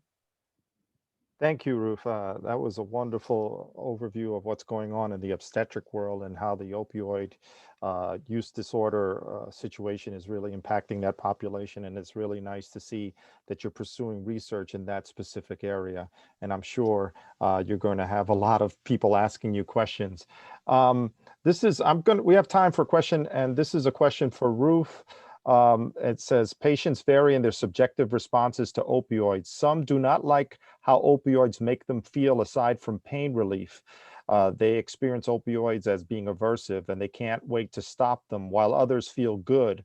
And it's probably the latter group that is at risk to go on to develop addiction. Is there any effort to measure subjective responses to opioids as a potential risk factor for future opioid misuse or use disorder problems?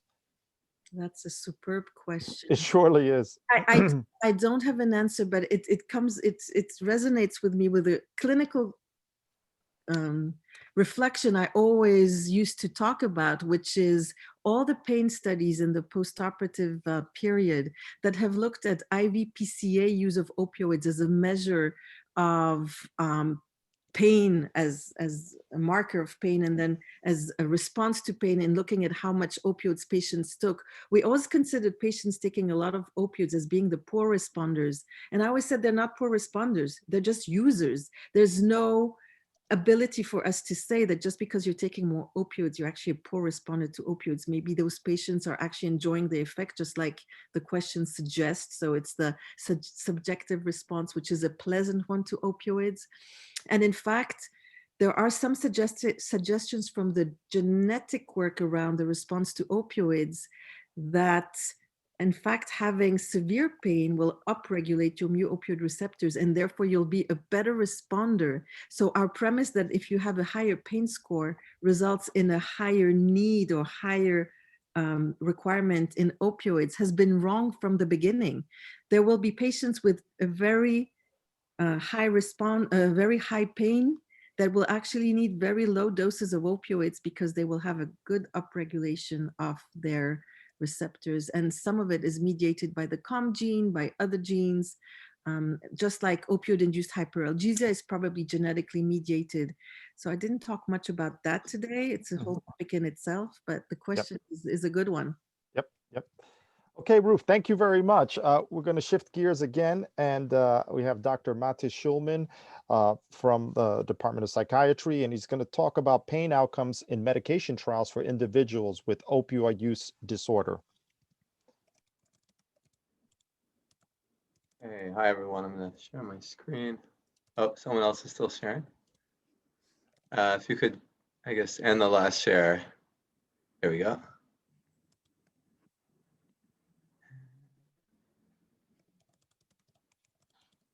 Okay.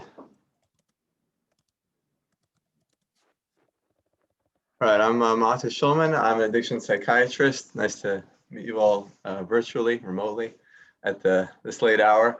I'm an opioid use disorder researcher, and most of my work is in multi-site trials. And I'll talk a little bit about some of the work we're doing in previously completed multi-site trials.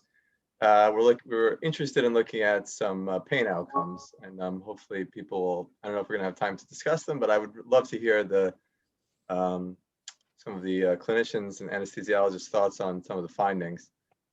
So most of the background, I'm not gonna talk too much about background. I think a lot of it has been said. Opioid use disorder is associated with chronic pain, but the two together are associated with poor outcomes and lower retention in some studies.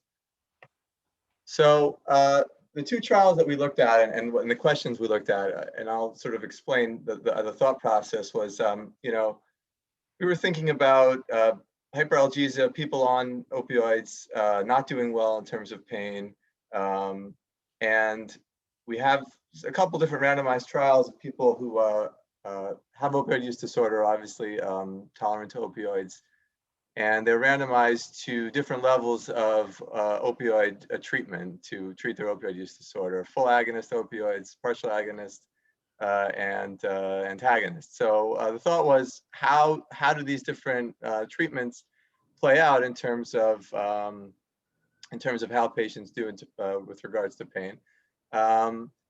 So let me just give you a quick overview of the trials, and I'm going to try to talk quickly because it's late, and I feel like we shouldn't go too deep of a dive here. But the two trials are, the first was called the START trial. It was part of the Clinical Trials Network, which is a branch of NIDA that does multi-site trials.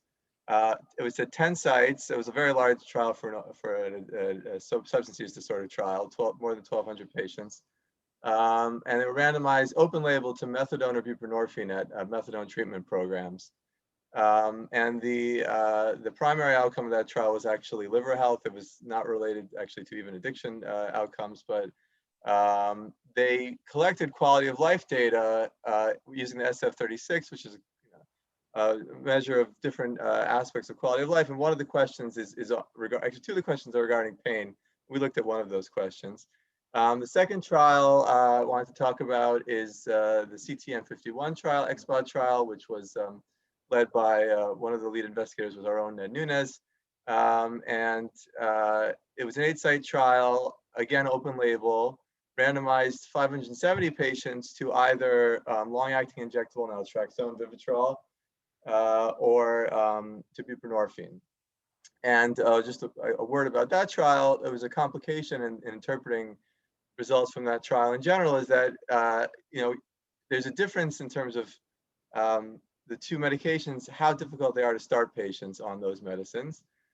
So it was really a two-part trial. One, how did people had to be inducted onto the medication, and the second part of the trial was the maintenance phase. So it was a 6-month maintenance phase. So only 474 of the patients were inducted onto the assigned medication, and a much higher percentage was inducted onto buprenorphine, statistically significant, greater proportion, whereas 204 on the long-acting injectable naltrexone. So there was a difference in terms of what percent of people got onto the medication, and that may have influenced the pain outcomes. We'll talk about that in a minute.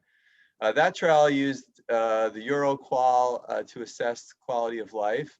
And there was one question on pain, and it was trichotomized in the trial design. It was only asked that patients could either give one of 3 answers. They either had no pain, moderate, or severe pain. So, those are the 2 trials we'll talk about. So I'm not going to go through all the details of the START trial, but I'm going to jump into our pain question. So the pain question that we asked, there were 2 pain questions we asked in this trial. So again, the trial was a trial randomizing patients to either methadone or buprenorphine.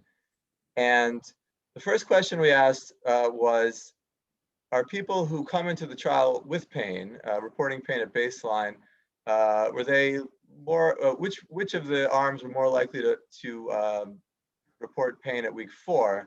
And our hypothesis was methadone is a full agonist, so perhaps those patients will have their pain addressed. I mean, there was sort of an alternative hypothesis could have been perhaps there'll be a lower hyperalgesia related to buprenorphine. So that was our first question. Second question was, how does pain relate to retention in the trial in terms of treatment retention? So we looked at it a few ways. I have to be honest. One was pain overall as an main effect with regards to retention. But then a second question we asked was, and we didn't find anything in the first question. Second question was, people whose pain improved at week 4, were they more likely to stay in the trial at week 24?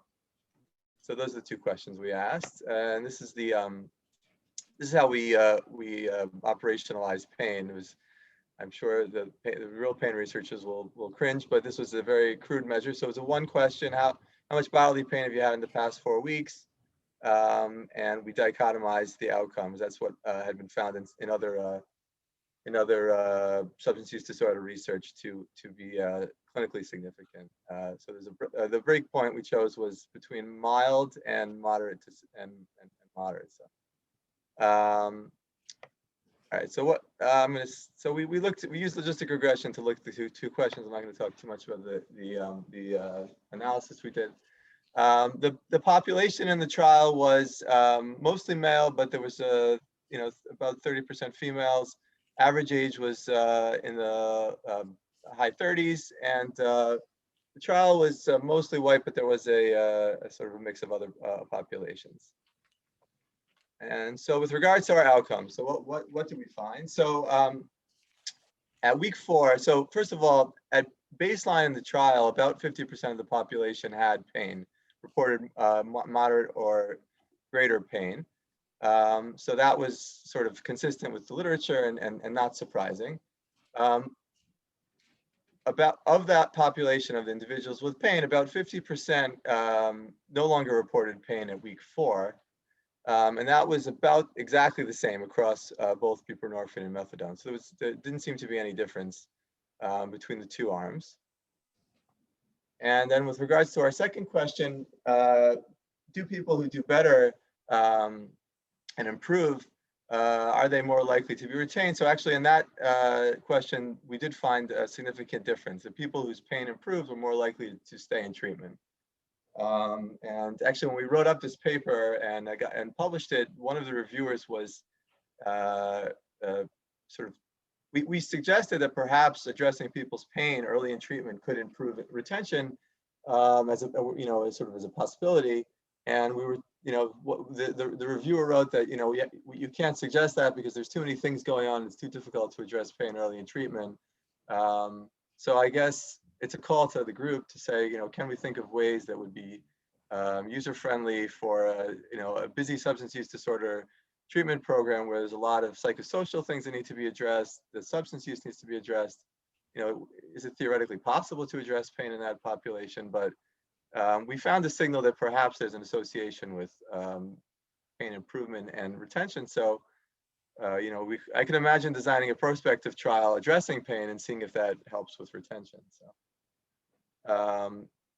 moving on to the second trial. So, second trial was comparing, I'll remind everyone, an opioid antagonist, naltrexone, with a partial agonist, buprenorphine, and the patients were randomized open label. And in the analysis, we only looked at the patients who were randomized onto medication because we were interested in the differences between the medications. And so it was a per protocol sample, and that raises some questions about the analysis, but we had to do our best. This is all secondary analysis. So this is the baseline demographic information. So again, about half the population reported pain. Again, the population was mostly male, but there was about 40%, 30 to 40% female. And the age was, again, in the 30s, mid-30s. And once again, and this is the demographics broken down by pain. So once again, the population was mostly white, but there was, and we looked at at baseline demographics in terms of was there any associations with pain, and we didn't find anything significant. So this are the outcomes. This is just a graph showing of the individuals broken down into 4 groups: individuals with pain, individuals without pain, across the 2 arms, how both groups did. So if you look at the, I don't know if people can see my cursor, but if you can look, about half the patients came in with pain, and about half of those people reported improved pain by week 4. There was some regression to the mean, so some of the people without pain reported having pain at week 4, but still sort of more robust with regards to entering treatment. With regards to our analysis, we only looked in this trial at the question of the difference between the medications in terms of pain outcomes thus far. We're still working on this analysis. And there was a significant difference when we looked over time, across time points. When we looked at just week 4, there was no difference, but across time points, actually naltrexone did better than buprenorphine. So that was kind of possibly a hopeful finding in terms of supporting that decreasing patients' opioid load maybe will improve pain. And so that's those are sort of the findings. I'd say quickly to say the takeaways. In my mind, about half the patients in these large trials, these are across 18 different sites, reported moderate to severe baseline pain. So pain is really prevalent in this population. People, when they enter treatment, often get better. About half those people get better in terms of their pain. So that's something to encourage patients to enter treatment. There was no difference between bupamethadone, as far as we could tell, with regards to pain in the randomized trial. We found that patients on naltrexone seemed to do better, or at least it was associated with less pain than those assigned to buprenorphine in the XBOT trial. And then finally, there's some signal that improvement in pain may be associated with better retention. And just to acknowledge this, quite a lot of limitations with this the secondary analysis. We're trying to make the best of what we can, but the trials weren't designed to show non-inferiority across the medications with regards to pain. The pain measure we used was very crude. The dosing that was used in the trials were once daily dosing. Was sort of the expectation was once daily dosing, and to address pain, usually the methadone and buprenorphine are dosed 3 times a day. And there were differences in retention across the different arms, which I don't want to go into all the details, but that certainly weakened some of the findings. But certainly, I think this was hopefully will open up thinking about addressing pain in the population of people who have opioid use disorder, and thinking about how we can help address that. And I will thank everyone I collaborated with. We have a great statistical team, and I want to acknowledge Ned Nunes was my mentor on a lot of these trials, and Amy Campbell. And thank you very much all for listening. Thank you, Mathis. Thank you for sharing these data with us this evening. I know we're going to probably go a little bit over. I just want to let you know Dr. Zhang is on call. If I have time, I'll review some of his slides. And Dr. Santi had to leave. So we're going to have the presentation by Jennifer Lee now. If I do have time, I'll present Dr. Zhang's work, and then we'll close out the session.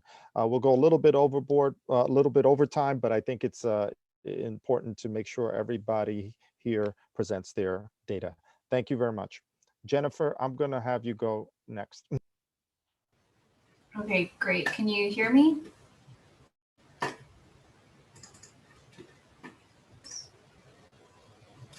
I think the previous person may still be sharing their screen. I tried to stop. Is it still? No? Okay, I think it's working now. Thank you.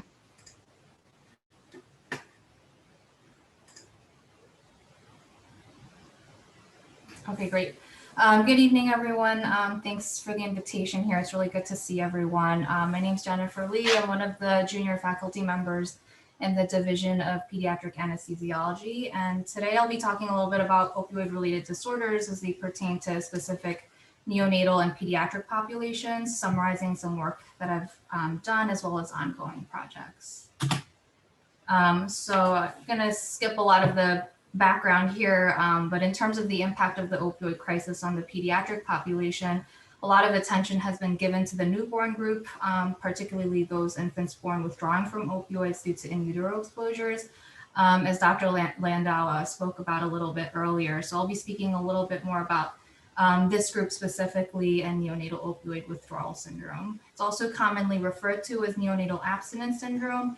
And as you can see, its incidence has continued to be on a dramatic rise, paralleling the greater opioid crisis. So it's a complex withdrawal syndrome that manifests in these opioid exposed infants shortly after birth, and it predominantly affects the central and autonomic nervous systems as well as the GI tract. Affected infants display a wide spectrum of disease severity and do tend to suffer a prolonged and more complicated postnatal course than their non-exposed peers. As we sort of discussed already, disease etiology is quite heterogeneous and consists of illicit and prescription opioids, including maternal maintenance treatment. So expression of the disease phenotype is also extremely variable for NOWs and dependent on a number of factors, including underlying genetics, gestational age, as well as exposure type. So there are inconsistencies in how the syndrome has been diagnosed, and the ideal timing in which to initiate treatment is also a bit unclear, but the overarching goals of treatment remain universal, which are to promote normal infant growth and development. Initial management focuses on non-pharmacological measures and strengthening the mother-infant pair, but a large majority of these infants do ultimately require pharmacotherapy. So current pharmacologic treatment recommendations emphasize the importance of taking an algorithmic approach. Opioid replacement should be first line, and when an adjuvant is needed, a sedative agent is recommended. Despite these recommendations, practice patterns do remain variable, and there's growing data that standardization of treatment, regardless of which agent is used, might be more important for outcomes. But all in all, this is just to say that there's insufficient and conflicting evidence to specifically recommend one treatment regimen over another. So to address these unknowns, we performed a meta-analysis, and the aims of this were to review the existing literature and meta-analyze whether first-line treatment with morphine versus methadone versus buprenorphine, which was a relatively more novel agent, is associated with improved outcomes for these affected infants. Primary outcomes were lengths of treatment and hospitalization, and a secondary outcome that was looked at was rate of adjunct drug use. So these are the results from the study. The analysis included 11 unique studies. So in total, about 9,000 total infants were included. And the meta-analysis showed that morphine was associated with a 1.5 times higher rate of adjunct drug use as compared to methadone. And buprenorphine was associated with the overall shortest durations of treatment and length of stay. There were very few studies which looked at methadone versus buprenorphine specifically, and no studies that compared all three drugs together. So in summary, we were able to conclude that potentially methadone had superior primary treatment success for these infants, particularly when compared to morphine, and that buprenorphine was associated with the shortest durations of treatment and hospitalization. And the study highlighted several considerations for us, the first being the essential need to develop common definitions in terms of exposure, intervention, and outcomes in the literature surrounding neonatal opioid withdrawal syndrome.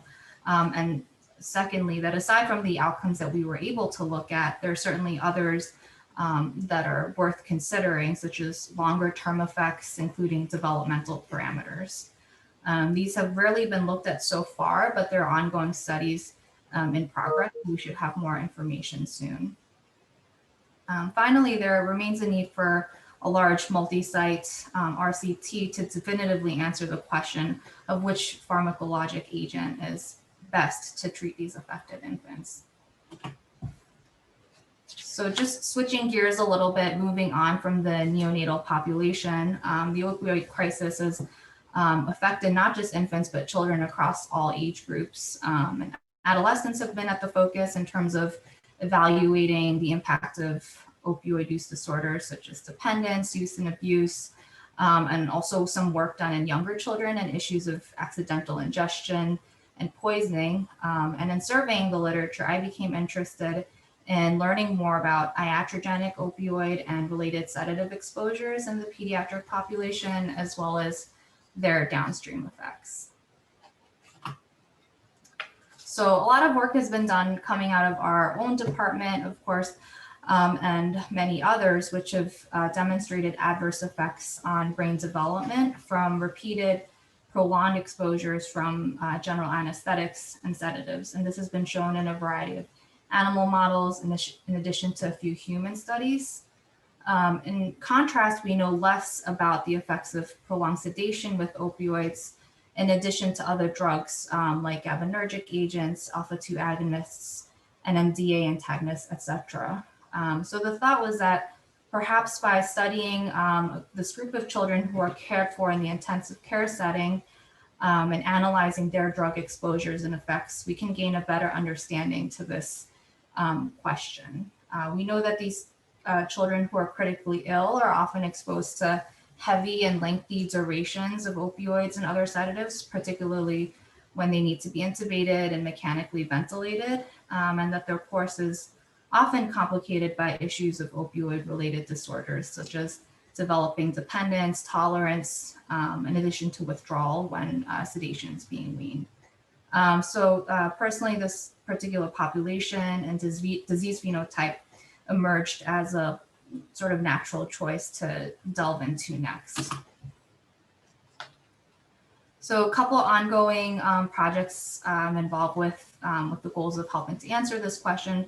The first is just a scoping review in which we're looking at all pediatric sedation clinical trials conducted in the intensive care setting. And the aims of this project are just to get a lay of the land, summarize key methodologic elements, and identify existing gaps and research to better inform future study about pediatric sedation. Preliminarily, out of about 1,600 studies, we've identified 27 trials for analysis and summary. And as you can imagine, this particular group of patients is a very complex and difficult one to study. And so there were many issues in terms of enrollment, retention, adherence, and a lot of heterogeneity across studies that we found. So another study currently underway is a retrospective cohort study. This is utilizing the Pediatric Health Information System, which is a billing and administrative database that collects demographic and clinical information from more than 40 tertiary care children's hospitals across the US. And specifically, we're looking at those pediatric patients aged 20 years or younger who were discharged from the pediatric ICU from 2010 to 2017.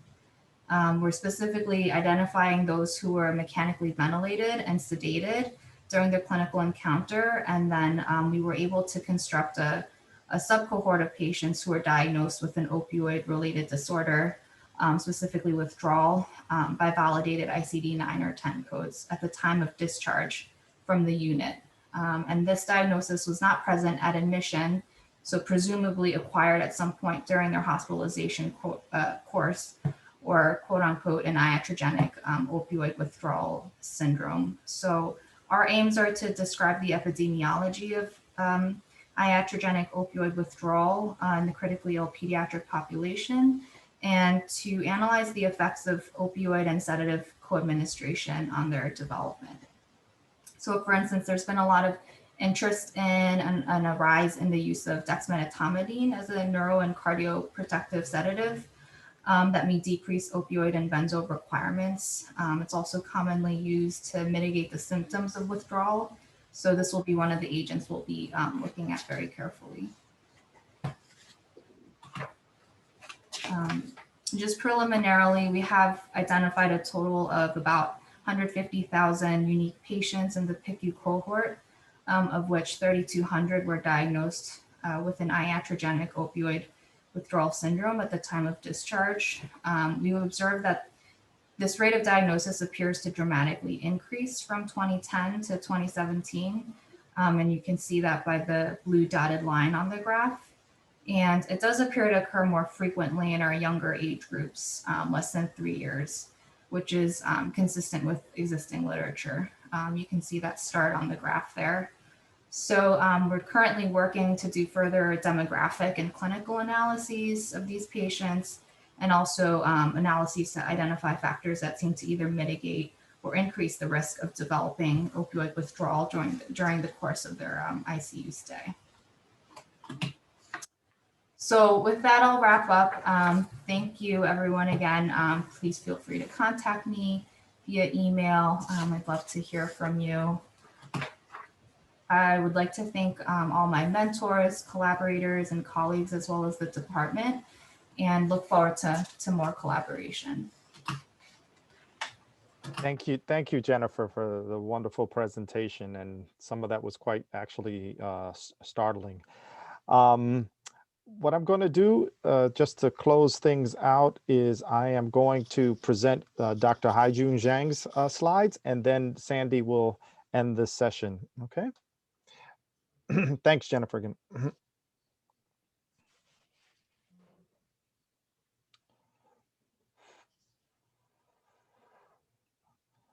All right. Are you able to see the slides here? Just to. Yes, Rob. Okay, thank you. All right. So this is a little bit shifting gears to critical care medicine, but Haijun Zhang is focusing on long-term opioid use in critically ill COVID-19 survivors, and everyone knows about COVID-19. We're still living that nightmare. But what has been observed in critically ill COVID patients, and anesthesiology was right in the forefront treating these patients, is that they often needed a prolonged period of mechanical ventilation, about 3 to 4 weeks or even longer. And they really, and we don't know why, but they required a higher dose of IV sedation, especially with opioids, in order to facilitate mechanical ventilation. And some people were just even commenting that these doses were industrial sized doses of sedatives, and we're not really sure why. It's been known that ICU patients have a high risk of developing chronic opioid use after discharge. Approximately 4% of ICU patients, it's been shown, develop new persistent use of opioid use after discharge. And more recently, let me just hide this. More recently, one of our former faculty members, who was a trainee here, Dr. Hannah Wunsch, studied mechanically ventilated ICU patients and demonstrated that they have a higher risk of developing chronic opioid use. Specifically, 20% of the patients who were on mechanical ventilation in ICU were discharged with opioids. About 2.6% of these patients persistently use opioids a year after discharge. So the question, which is a logical one, is what will happen to COVID-19 survivors after they've been intubated and exposed to high dose of opioids for a long period of time in terms of their opioid use? And that's what Haijun is focusing on at this time. So the proposed study will identify first COVID patients who were discharged from the hospital after mechanical ventilation. And in these patients, what % of them will be discharged with opioids? And if they were discharged with opioids, how long will they continue using opioids in the following year to 1 to 2 years? And this will be assessed by phone interview. Some of these patients may be in a long-term facility, and they will also check opioid prescriptions using the iStop method. They're also going to compare this with non-COVID mechanically ventilated patients. And if COVID patients do have a higher risk of chronic opioid use, they'll look for they'll look for potential risk factors such as duration of opioid use and other comorbidities. Somehow it said my slides were not forwarding, and I apologize because they're forwarding on my screen. I'm not sure why that is. But the bottom line is Haijun Zhang is going to look at these COVID-19 survivors in order to determine whether they are still using opioids following a discharge after they required mechanical ventilation. I apologize why the slides didn't forward. They were working fine before, but that's pretty much it. In addition to this work in opioid, Dr. Haijun Zhang will also be working with Dr. Guang Yang, looking at the mechanisms of chronic pain, and he's also planning to collaborate with Diana Martinez, looking at some of that magnetic stimulation that she discussed earlier today. And with that, I'm going to turn it over to Sandy, and we'll close out the session. And once again, I want to thank everybody for attending this session. It was really fantastic, and we appreciate the huge turnout. It was really, really nice. Okay, thank you, Rob. I just wanted to echo your thanks to everybody, for both the presenters and the audience for taking the time out to attend this session. I think it was fantastic. I personally have lots of names that I wrote down because I'd like to reach out to you, but I just want to let you all know that we have a working group between the two departments. So Rob and I are working on that together, and Caroline is also helping out with that effort. This is part of the Chosen program, and I would encourage everyone, if you're interested, to reach out to either me or Rob or Caroline, and let us know if you're interested in joining the group. We have lots of great ideas planned. We want to write papers together. We want to write grants together. I think there's a really good opportunity to do some great research. So that's all I wanted to say, and thank you again. Thank you, everyone. Thanks, Sandy. Thank you, everyone, and have a pleasant evening, and we'll catch up soon. Bye. Thank you. Thank you, Rob. Thank you, Bye. Sandy. Thank you all. Bye. Bye. Great.